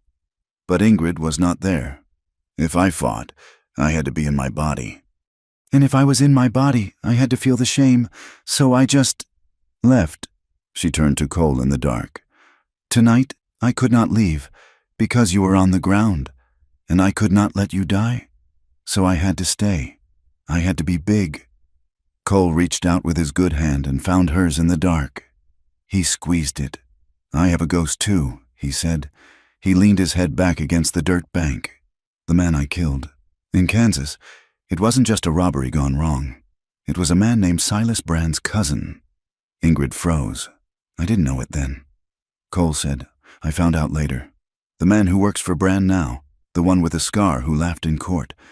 That is Garrett, the dead man's brother. Ingrid felt a chill that had nothing to do with the night air. This isn't just about land, she whispered. No, Cole said. Brand wants the water. But he hired Garrett because Garrett wants me dead.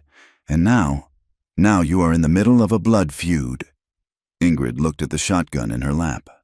She hated that her love for this man was tied to this danger. She hated that violence was the currency they had to trade in.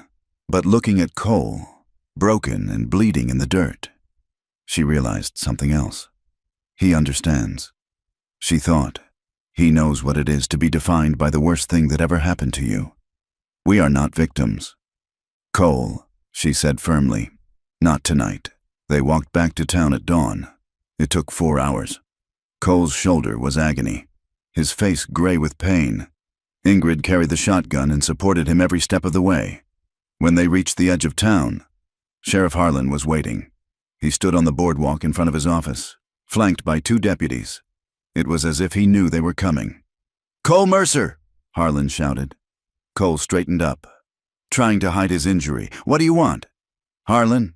I have a warrant, Harlan said, pulling a paper from his vest. Issued this morning by the territorial magistrate. For the murder of Archibald Brand, State of Kansas, 1878. That was war, Cole said. Or close enough to it. The law calls it murder. Harlan said, arrest him. The deputies moved in. Ingrid raised the shotgun, but Cole put his hand on the barrel and pushed it down. No, Ingrid, he said, not here, not like this. They grabbed Cole. He groaned as they wrenched his bad arm behind his back. They shackled him. Ingrid stood alone in the street. The townspeople were watching from windows and doorways. They saw the giant woman, covered in dust and blood, standing by as her man was dragged away. Go to Marion's, Cole shouted over his shoulder as they shoved him toward the jailhouse door. Do not go back to the claim. The door slammed shut. The sound echoed like a gunshot. Ingrid stood there. For a moment, the old urge to shrink, to hide, to apologize for taking up space, washed over her. She saw the faces of the town, some pitying, most turning away because they didn't want to catch the bad luck. But she did not shrink. She walked to the jailhouse window. She put her hand on the glass. I am not leaving, she said to the glass. To the town, to the indifferent sky. Marion Locke took her in.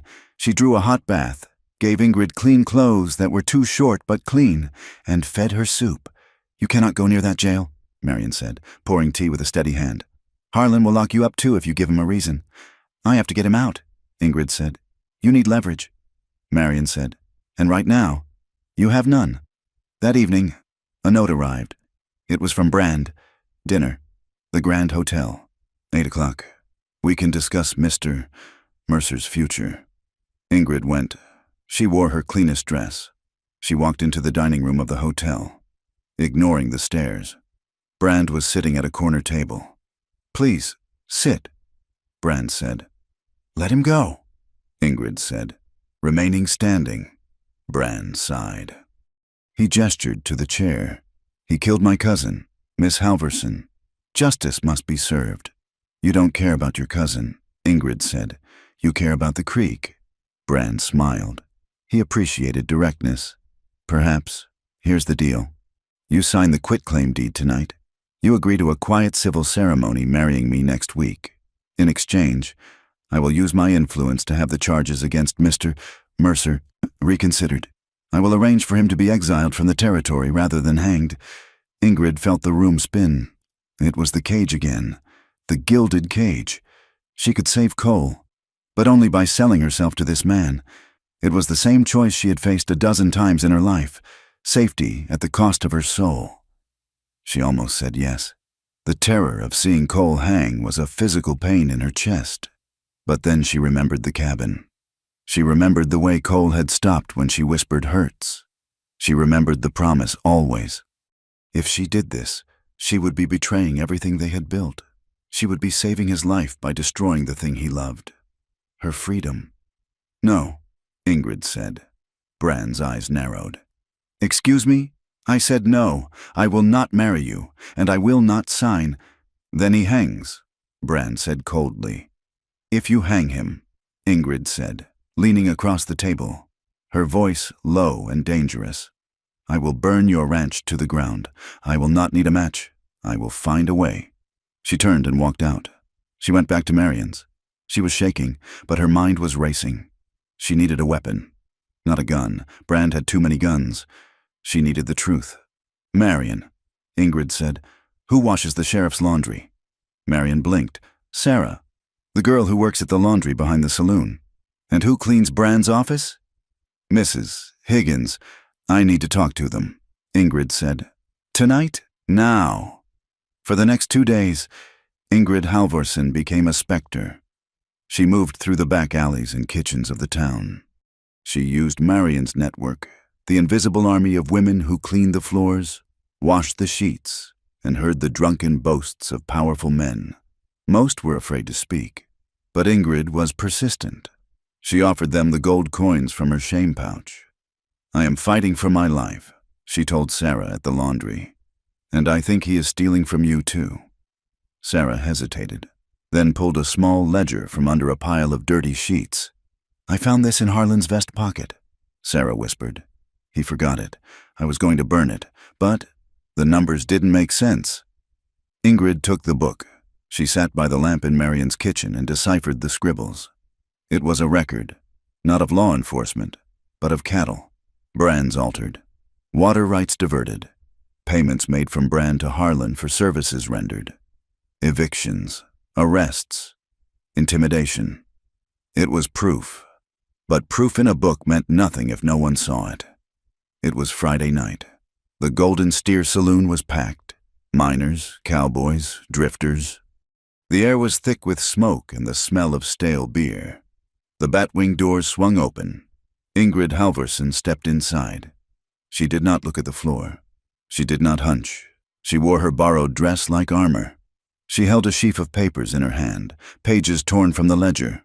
Along with affidavits Marion had helped her gather from 3 other terrified widows who had lost land to Brand. The piano player stopped. The room went quiet. A woman in a saloon was rare. A giant woman was a spectacle. Hey, tall girl, a drunk shouted. You looking for a dance partner? You'll have to hold me up. Laughter rippled through the room. Ingrid walked to the center of the room. She climbed onto a poker table. The wood creaked, but it held. She towered over them now. She was 7 feet above the floor. Listen to me, she shouted. The laughter died down, replaced by confused muttering. You laugh at me because I am big, Ingrid said. You laugh because I am strange. But while you are laughing, Silas Brand is picking your pockets. She threw the papers down onto the table. Sheriff Harlan is a thief, she announced. She pointed to a man in the crowd. A small rancher named Miller. Mr. Miller, you lost your water rights last month, yes? You were told the creek dried up. Miller nodded, looking nervous. It did not dry up, Ingrid yelled. Harlan blew the dam upstream. It is here, in his own book. He was paid $50 by Brand to starve you out. The room shifted. The amusement evaporated, replaced by a cold, hard tension. She pointed to another man. And you, Mr. Jensen, your cattle that went missing, they are running with Brand's herd right now. Harlan signed the bill of sale himself. Brand's men, who were drinking at the bar, pushed forward. Shut her up, one yelled. He reached for her ankle to pull her down. Ingrid kicked him. It was a mule kick, hard and precise. The man flew back into the bar. Read the papers, Ingrid screamed. If you are men, read them. She jumped down and pushed her way through the crowd. The seeds were sown. Men were picking up the papers, squinting at the numbers. The mood was turning from mockery to fury. She ran back to the boarding house where she had rented a room for the night. needing to be closer to the jail than Marion's house. She bolted the door. She was panting. She had done it. She had lit the fuse. But the explosion came for her first. The windows shattered. A man climbed through, masked, carrying a knife. It was an assassin, sent to silence the leak. Ingrid didn't scream. She grabbed the porcelain water pitcher from the washstand. The man lunged. Ingrid swung the pitcher. It smashed against his head, shattering into jagged shards. He staggered but slashed out, the knife catching her forearm. Pain flared, hot and sharp. Blood sprayed onto her dress. Ingrid roared. She grabbed the chair she'd been sitting on, a heavy oak piece. She lifted it as if it were made of balsa wood. She drove the legs of the chair into the man's chest, pinning him against the wall. She heard ribs crack. He dropped the knife. She dropped the chair and grabbed him by the throat. She squeezed. She saw the fear in his eyes, the realization that he was not fighting a victim, but a titan. "Tell Brand," she hissed, her face inches from his. "Tell him he missed." She threw him toward the window. He scrambled out, falling into the alleyway, running for his life. Ingrid stood in the center of the room, clutching her bleeding arm. The room was destroyed. She was bleeding. She was terrified, but she was alive. She grabbed a towel, wrapped her arm tight, and ran out the door. She headed for Marion's. As she ran through the dark streets, she realized the truth of the West. It wasn't about law. It wasn't about fairness. It was about living long enough to make them hear you. She reached Marion's porch and collapsed against the door, hammering with her good hand. "Justice," she thought as the door opened and light spilled out, "is just survival with a voice." And she was done being quiet. The cell in the basement of the sheriff's office was a box of damp stone and iron that smelled of wet straw and despair. Cole Mercer sat on the edge of the narrow cot, his hands hanging loosely between his knees. His shoulder, dislocated in the crash and popped back into place with brutal efficiency by the jailer, throbbed with a dull, sickening rhythm that matched his heartbeat. He had been there for 2 days. He had not slept. Every time he closed his eyes, he saw Ingrid standing in the street, blood on her arm, shouting at the glass. He saw the way the town looked at her, like a curiosity, a monster, a target. He knew Silas Brand. He knew the way the man's mind worked. Brand did not just want land, he wanted dominance. He would squeeze Ingrid until she broke. He would offer her Cole's life in exchange for her freedom. And the thought that Ingrid might take that deal, that she might sell herself to save a man like him, was a torture worse than any hanging. Cole stared at the sliver of light coming through the high, barred window. He would not beg. If Harlan came in here with a confession for him to sign, he would spit in the man's face. He had lived his life running from the sins of his past, but he would not die on his knees. He would hold on to his dignity, because it was the only thing he had left to offer Ingrid if he died. He wanted her to remember him standing. Ingrid did not have time for despair. She was moving with the cold, focused energy of a woman who has realized she has nothing left to lose. Marion Locke paced the kitchen of her small house, wringing her hands in her apron. "It is suicide," Marion said. "The depot will be crawling with them. It is the only way," Ingrid said. She was wrapping the ledger and the affidavits in oilcloth, tying the bundle tight with twine. The rumor Marion had heard that morning was their only lifeline. A United States Marshal, a man named Davies, was passing through on the noon train, heading for Denver on Federal Railroad business. He was outside Harlan's jurisdiction. He was outside Brand's payroll. "But I have to get to him before the train leaves," Ingrid said. "And I have to get past Brand's men to do it." Marion looked at her. Ingrid wore her work boots and a heavy canvas coat she had borrowed from Marion's late husband's closet. She looked like a soldier. "I will create a distraction," Marion said, her voice trembling but determined. "No," Ingrid said. "You have done enough. I will not drag you down with me." She tucked the package inside her coat, against her ribs. "Ingrid," Marion said, grabbing her arm, "be careful. They will not hesitate to shoot." Ingrid looked down at the smaller woman. She touched the bandage on her own forearm where the assassin's knife had cut her. "Neither will I," Ingrid said. The train station was a chaotic churn of steam, shouting porters, and shifting freight. The noon whistle blew, a shrill scream that cut through the thick, coal-dusted air. Ingrid pulled her hat low and stepped onto the platform. She tried to hunch, to blend in, but it was impossible. She was a lighthouse in a sea of dinghies. She saw the marshal. He was standing near the first-class car, a tall man with a gray mustache and a bearing that suggested he did not tolerate foolishness. He was checking his pocket watch. She started toward him. "There!" The shout came from the loading dock. Ingrid turned. Two of Brand's hired guns, Garrett, the brother of the man Cole killed, and another man named Pike, were jumping down from a stack of crates. They had spotted her height instantly. "Get her," Garrett yelled. "Don't let her near the train." Ingrid did not freeze. The old Ingrid, the girl in the circus tent, would have frozen. The woman who had wintered on the line camp turned and ran. She did not run away. She ran toward the threat, angling for the gap between two baggage carts. Pike stepped in her way, drawing a pistol. He grinned, expecting her to stop. Ingrid did not break stride. She was 6 feet 4 inches of momentum. She dropped her shoulder and slammed into him. It was like a locomotive hitting a deer. Pike flew backward, the air leaving his lungs in a wet whoosh. He crashed into a stack of luggage, his gun skittering across the planks. Ingrid kept moving. Her size, the thing she had cursed for 20 years, was suddenly her greatest weapon. She did not have to go around the obstacles. She could go through them. Garrett was chasing her, shoving people aside. "Stop!" Garrett screamed. "Stop or I drop you!" Ingrid ducked behind a high pile of wool bales just as a bullet splintered the wood near her ear. The crowd on the platform screamed and scattered. Panic erupted. Ingrid used the chaos. She wove through the screaming passengers, her long legs eating up the distance. She saw the marshal turn, his hand going to the gun at his hip, alerted by the gunfire. Ingrid vaulted over a crate of chickens, landing heavy but solid. She was 10 yards away.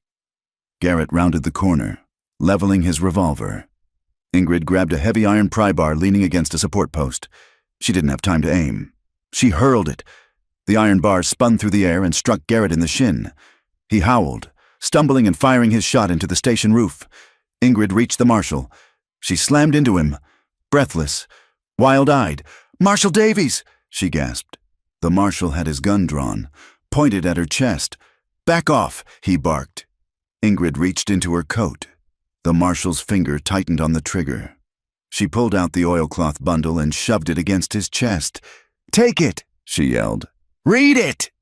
"It is the proof." "Proof of what?" the marshal demanded, looking from her to the man writhing on the ground. "Corruption!" Ingrid shouted over the noise of the hissing steam. "Theft! Murder! Sheriff Harlan and Silas Brand. It is all there. The cattle brands. The water rights." Garrett was trying to stand up, reloading his pistol. "Marshal!" Garrett yelled. "That woman is a fugitive. She is dangerous." The marshal looked at Garrett, then at the frantic woman towering over him. He felt the weight of the ledger in his hand. He looked into Ingrid's eyes.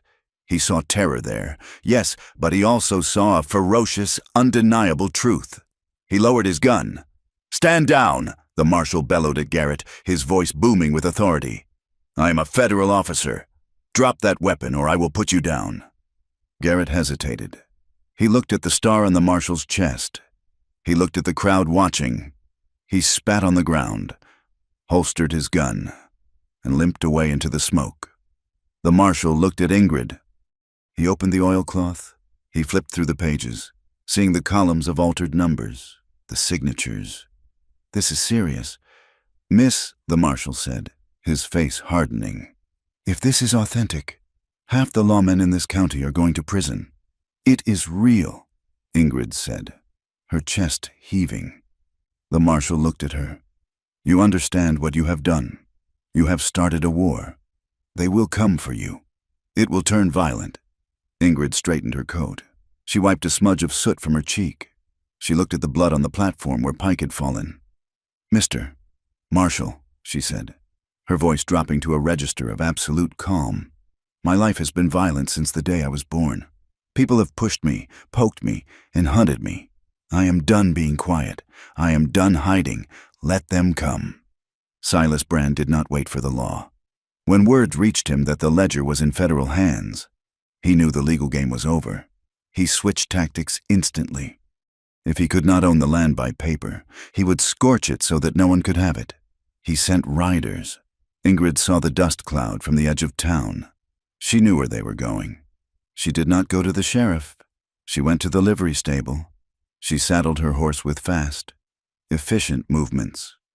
Marion Locke appeared at the stable door. Behind her were 3 men, Miller, Jensen, and a young homesteader named Aris, whose barn had been burned the month before. They carried Winchester rifles and grim expressions.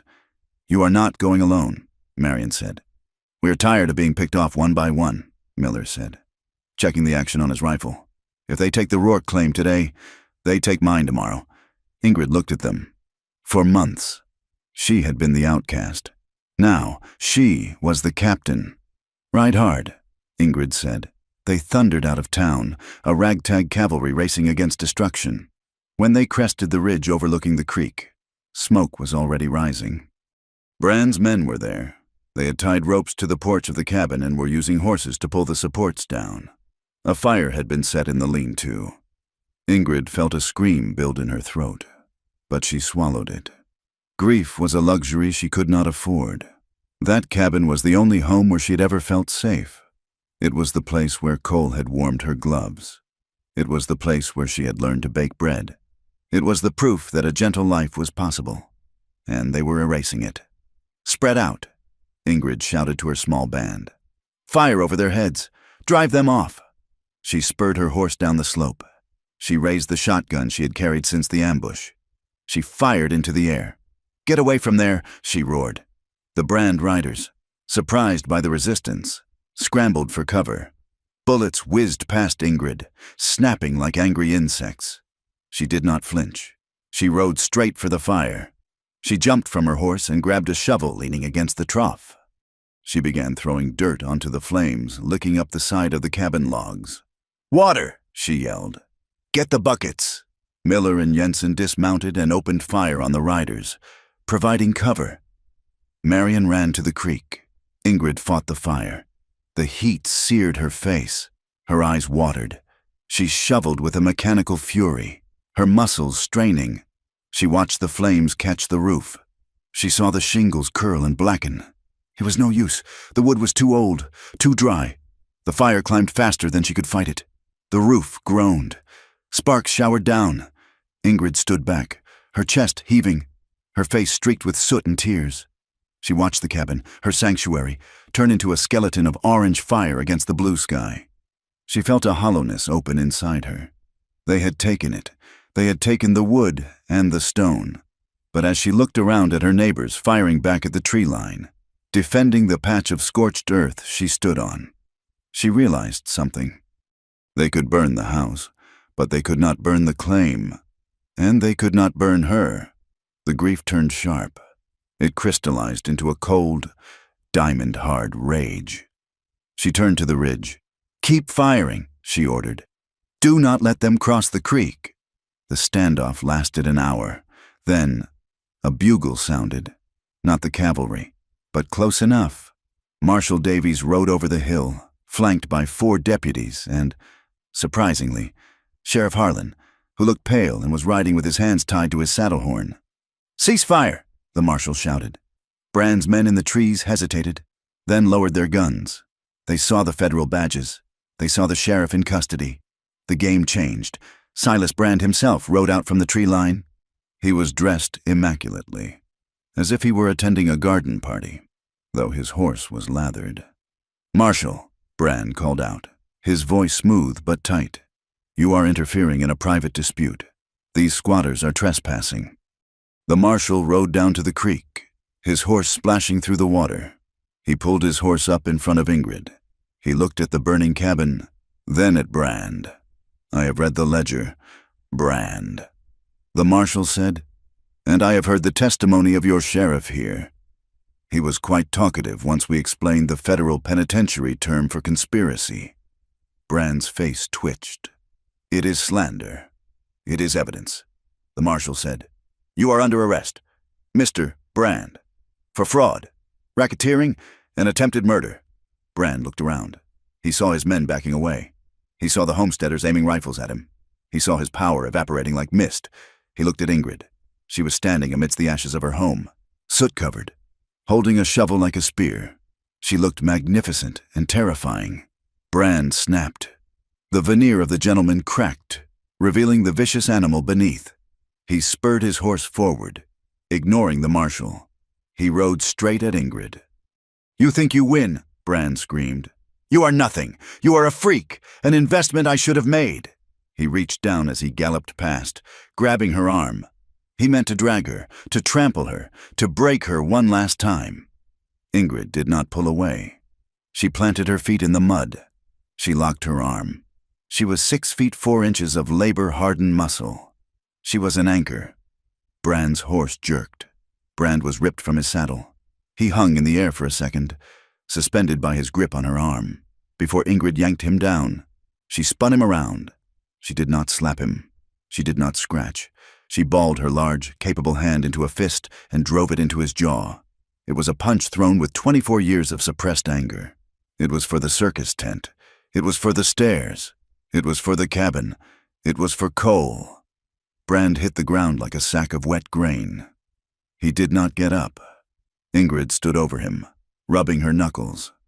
"I am not your investment," she said to his unconscious form. The marshal whistled low. "Remind me never to make you angry, Miss Halverson," he said. "Where is Cole?" Ingrid asked. Turning to the marshal, "He is being transported," the marshal said. "I sent 2 of my best men to intercept the wagon from the jail. They should be here shortly. But the road was dangerous, and Brand had backup plans. 3 miles away, on the canyon road, the transport wagon carrying Cole had been ambushed, not by lawmen, but by the last of Brand's loyalists trying to erase the witness. Cole was shackled in the back. He heard the shots. He felt the wagon lurch. He kicked the door open. He saw the driver dead. He saw Garrett, limping but armed, aiming a rifle at him. End of the line. "Mercer!" Garrett yelled. Cole couldn't dive. He couldn't run. He stood up in the wagon, chains rattling. "Then look me in the eye when you do it," Cole said. Garrett tightened his finger. A shot rang out. Garrett's hat flew off. He spun around. 2 federal deputies came galloping around the bend, repeating rifles blazing. Garrett returned fire, diving behind a rock. The skirmish was short, sharp, and violent. When the dust settled, Garrett was gone, slipping away into the Badlands, and the deputies were cutting Cole's chains. "You Mercer?" one deputy asked. "Yeah, you have a lady friend who is very persistent." The deputy grinned. "Let's get you home." Cole stumbled into the clearing just as the sun was setting. He saw the smoke first, the black column rising into the still air. His heart stopped. He thought he was too late. He thought he would find her body among the ruins. Then he saw her. She was standing by the corral, wiping down a horse. She was covered in black soot. Her dress was torn. Her hair was wild. "Ingrid!" She turned. She dropped the rag. She ran. She did not run delicately. She thundered across the ground. Cole met her halfway. They collided. It was not a movie embrace. It was a crash. Cole groaned as his bad shoulder took the impact, but he didn't care. He wrapped his arms around her waist, burying his face in her neck. She wrapped her arms around his shoulders, pulling him down, lifting him up. They held each other with a desperate, crushing strength. They were checking for broken bones, for bullet holes, for reality. "You are alive," she sobbed into his coat. "You are alive. They burned it." "Cole," she said, pulling back to look at him. "They burned the cabin?" Cole looked over her shoulder at the smoldering pile of logs. He looked at the devastation. Then he looked back at her face, smeared with ash and tears. Alive and fierce. "Let it burn," Cole whispered. "It was just wood. You are here. We are here." He kissed her. It tasted of smoke and salt and survival. It was the kiss of two people who had stood on the edge of the abyss and refused to fall in. They did not go back to town. They could not leave the claim. If they left, scavengers might come. They set up a camp near the creek, under the open sky. They laid out bedrolls on the ground, sheltered by the willows. The night was quiet. The violence of the day had drained away, leaving a strange, exhausted peace. They lay side by side under the stars. The sky was torn with clouds, revealing patches of brilliant, cold light. Ingrid turned to him. She reached out and touched his face, tracing the line of his jaw. "Are you hurt?" she asked. "Just old hurts," he said. "And you?" "My knuckles are bruised," she said. "I punched Silas Brand." Cole laughed, a genuine, wheezing laugh that hurt his ribs. God, I wish I'd seen that. They fell silent. The intimacy between them shifted. It wasn't just relief anymore. It was need. Ingrid moved closer. She pressed her body against his. "Cole," she whispered. "I am here. Make me forget the fire," she said. "Make me forget the noise." Cole shifted, rising on one elbow. He looked down at her. In the starlight, she wasn't a giant. She wasn't a spectacle. She was a landscape he wanted to learn by heart. He kissed her throat. He moved slowly. He waited for her breath to hitch, for her hands to guide him. Ingrid's hands moved over his back, feeling the scars, the muscles. She felt the power in him, but she also felt the restraint. He paused when she tensed, waited until she relaxed, and then continued. It was a slow, deliberate reclaiming of their bodies. After a day of violence, this was an act of creation. It was soft where the world was hard. It was quiet where the world was loud. Later, as they lay tangled together under the blankets, the creek bubbling nearby, Ingrid rested her head on his chest. "I'm afraid," she admitted into the dark. "Of what?" Cole asked, stroking her hair. "That loving you makes me weak," she said. "Before, when I was alone, I had nothing to lose. I could be hard. Today when I thought you were dead, I wanted to die too. That is a weakness." Cole was silent for a moment. He watched a shooting star burn out overhead. "I used to think that too," he said. "I thought being alone made me strong. I thought if I didn't care about anything, nothing could hurt me." He tightened his arm around her. "But I wasn't strong. Ingrid, I was just empty. And it is easy to be empty. It is hard to be full." He kissed the top of her head. "Love doesn't make you weak. It's the only thing that ever made me try to be better. It's the reason I didn't kill Harlan today. It's the reason you fought Brand. It gives us something to defend." Ingrid closed her eyes. She felt the warmth of him. She felt the solid ground beneath her. She realized he was right. She wasn't weaker. She was just heavier, anchored to the earth by something that mattered. The next few days were a revelation. The town, once united in its mockery, fractured. Many still whispered. They called Ingrid a troublemaker, a witch who had bewitched the cowboy and brought the federal government down on their heads. They crossed the street when she walked by, but others changed. "Mr. Miller rode out with a wagon of lumber." "It isn't much," Miller said, kicking the wood off the back. "But it's seasoned pine, good for framing. Mrs. Jensen brought a basket of eggs and a quilt. Marion brought nails and tools. They didn't say much. They didn't apologize for the past. But the gifts were an acknowledgement. You stood up. You fought for us. We see you." It was a small glimmer of hope. It was not acceptance, not fully, but it was respect. And for Ingrid, that was enough. Marshal Davies came to the camp 3 days later. "Brand is in custody in the territorial prison," Davies said. "The trial is set for next month. It will be the biggest spectacle the territory has ever seen." "And until then," Cole asked. "Until then, he is dangerous," Davies warned. "He has lawyers. He has money buried where we can't find it. He is already sending messages. He is desperate, and a desperate man is a cornered rat." He looked at the pile of lumber where they were starting to rebuild. "Watch your backs," the marshal said. "This isn't over. He will try one last thing to kill the case. Or to kill you." Ingrid looked at the frame of the new cabin rising from the ashes. She handed Cole a hammer. "Let him try," she said. "We are not going anywhere." Cole took the hammer. He looked at her, tall, strong, her hands rough from work, her eyes clear. "No," he said. "We are home." He drove the nail into the wood with a single, ringing blow. The summer heat descended on the territory like a heavy wool blanket that no one could shake off. It was July, and the high plains shimmered in a distortion of heat waves that made the distant mountains look like they were melting into the sky. The creek ran low and sluggish, the mud cracking into geometric patterns along the banks. The air was thick with the sound of cicadas, a relentless, sawing drone that grated on the nerves. Tension lay over the county seat, heavier than the heat. It was in the way men looked at each other on the boardwalk, hands hovering near waistbands. It was in the way women hurried their children indoors when a rider passed. Everyone knew that the reckoning was coming. The law, which had been a fluid, purchasable thing for so long, had finally hardened into something sharp. And Silas Brand was not a man to let go of the reins without breaking the horse's jaw. The courthouse was packed an hour before the gavel fell.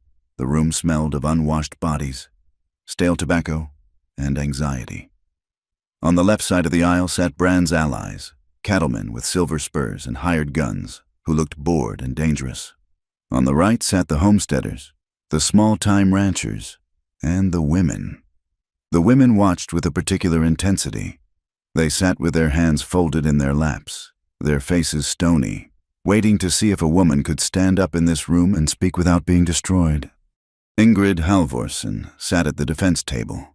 She wore a simple gray dress that Marion Locke had helped her sew. It fit her shoulders.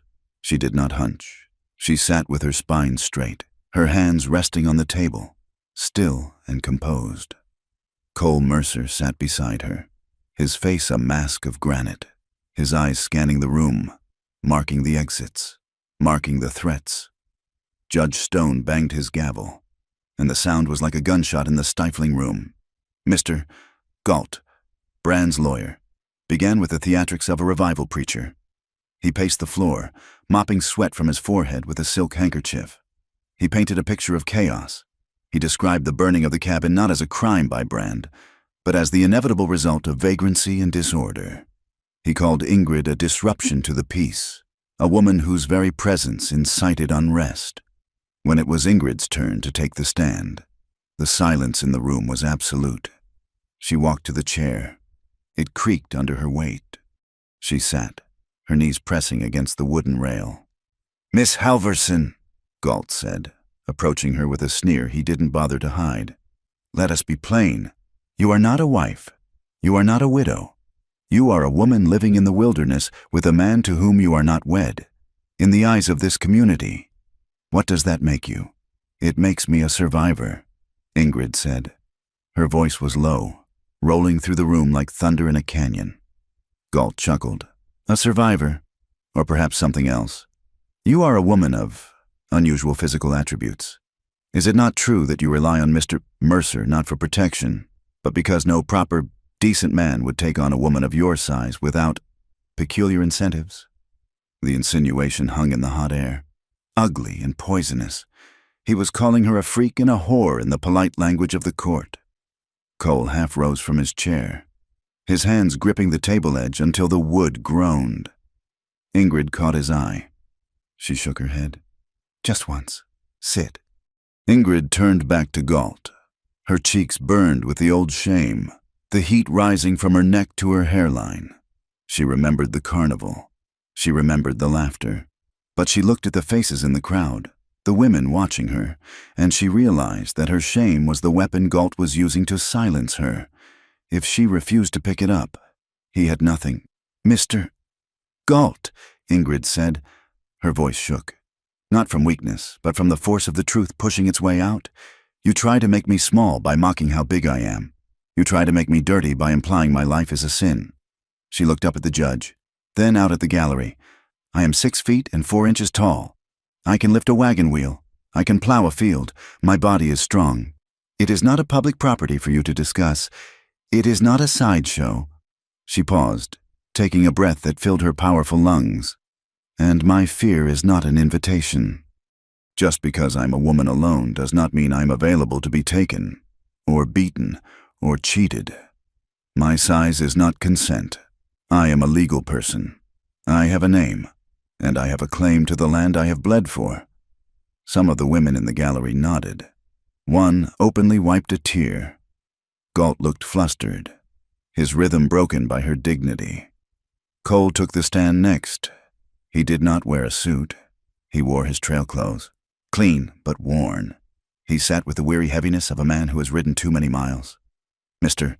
Mercer," Galt barked. "Is it true you are a wanted man, a killer?" "I was," Cole said calmly. He looked at the jury. "I rode with a bad crowd after the war. I stole cattle. I killed a man in Kansas during a fight I should not have been in. I have never denied it." He pointed at Silas Brand, who sat rigid at the plaintiff's table. "That is how I know what Mr. Brand is doing," Cole said. "Because I know how thieves think. I know how men justify taking what isn't theirs. They call it business. They call it expansion, but it is just theft." Cole leaned forward. "I paid for my sins with years of looking over my shoulder. I am done running. Mr. Brand thinks he can buy the law, but he cannot buy the truth. And the truth is that he burned a woman's home because she was strong enough to tell him no." The doors at the back of the room opened. Marshal Davies walked in. He carried the ledger. The air in the room shifted. It was the moment the tide turns. The marshal took the stand. He did not use flowery language. He used numbers. He opened the book and read the dates. He read the amounts paid to Sheriff Harlan. He read the altered cattle brand registrations.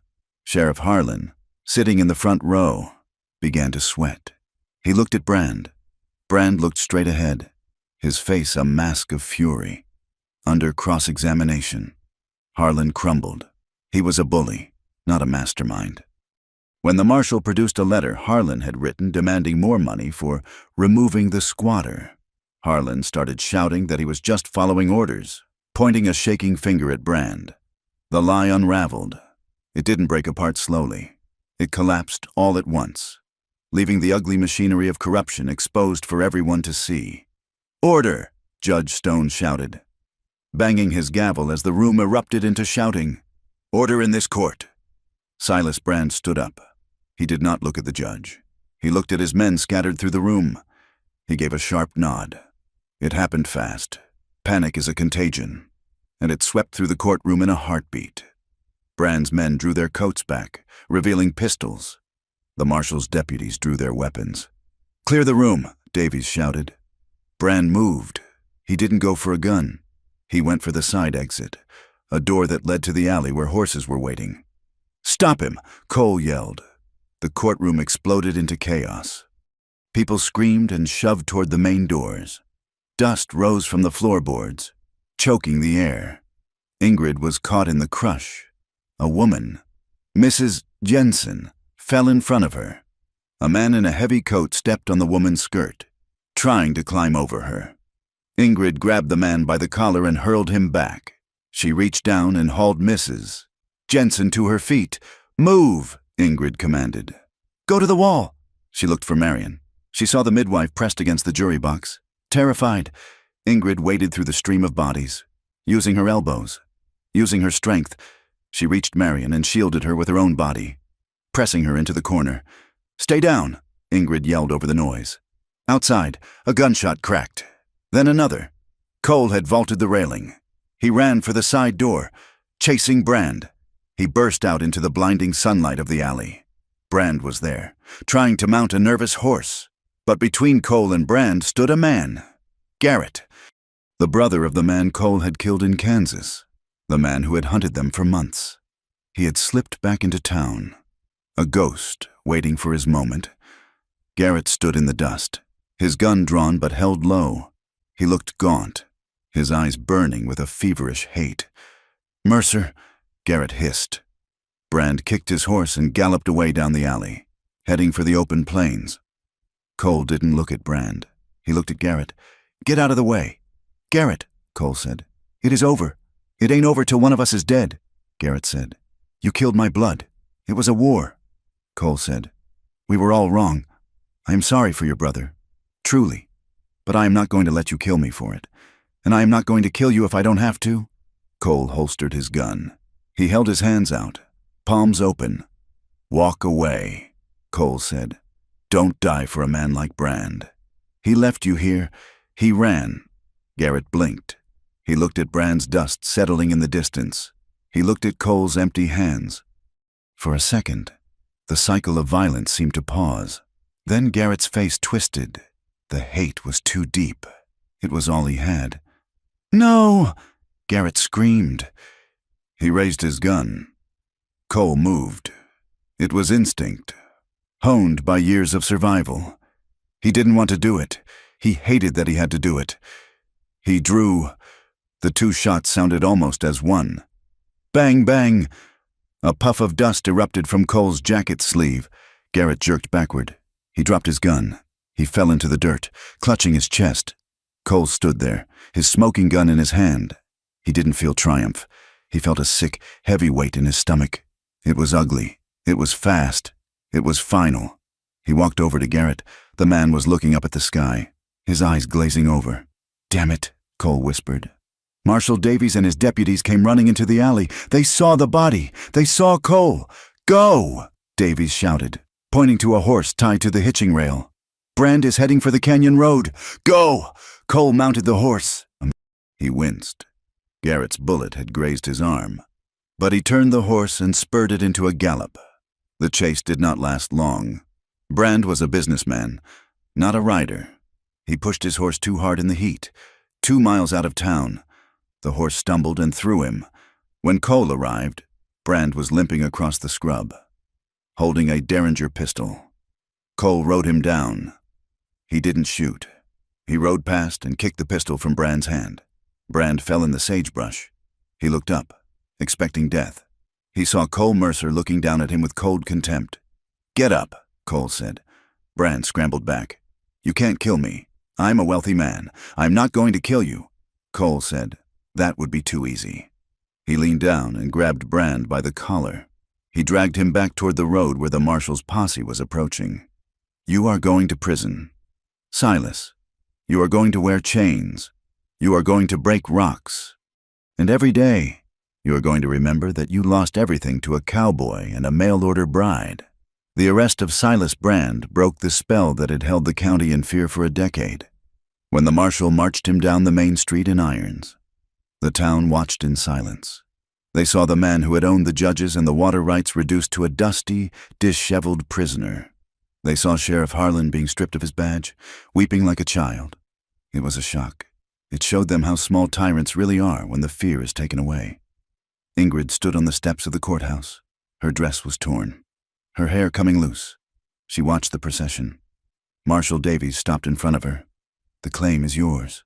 "Miss Halverson," he said, "Judge Stone has signed the order. The Rourke land belongs to you, legal and clear." "Thank you," Ingrid said. She looked for Cole. He was standing by the livery stable, holding his arm. She walked to him. She didn't run this time. She walked with the steady, ground-eating stride of a woman who owns the earth beneath her feet. She reached him. She touched the blood on his sleeve. "Is it bad?" she asked. "Just a scratch," Cole said. "And Garrett?" Cole looked away. The shadow was back in his eyes. "He gave me no choice," Cole said softly. "I know," Ingrid said. She took his hand. "But it is done. The debt is paid. Victory in the West was never clean. There were no parades. There was only the work that waited." They rode back to the claim the next day. The ashes of the cabin were cold now, a black scar on the green grass near the creek. The corral was splintered. The silence was heavy. They stood amidst the ruin. It was daunting. They had nothing but the land in their hands, but as they stood there, a wagon rattled over the hill. Then another. It was Marion Locke and Mr. Miller and the Jensens. They brought tools. They brought a tent. They brought food. "We figured you folks might need a hand raising a roof," Miller said, looking at his boots, embarrassed by his own kindness. Ingrid looked at them.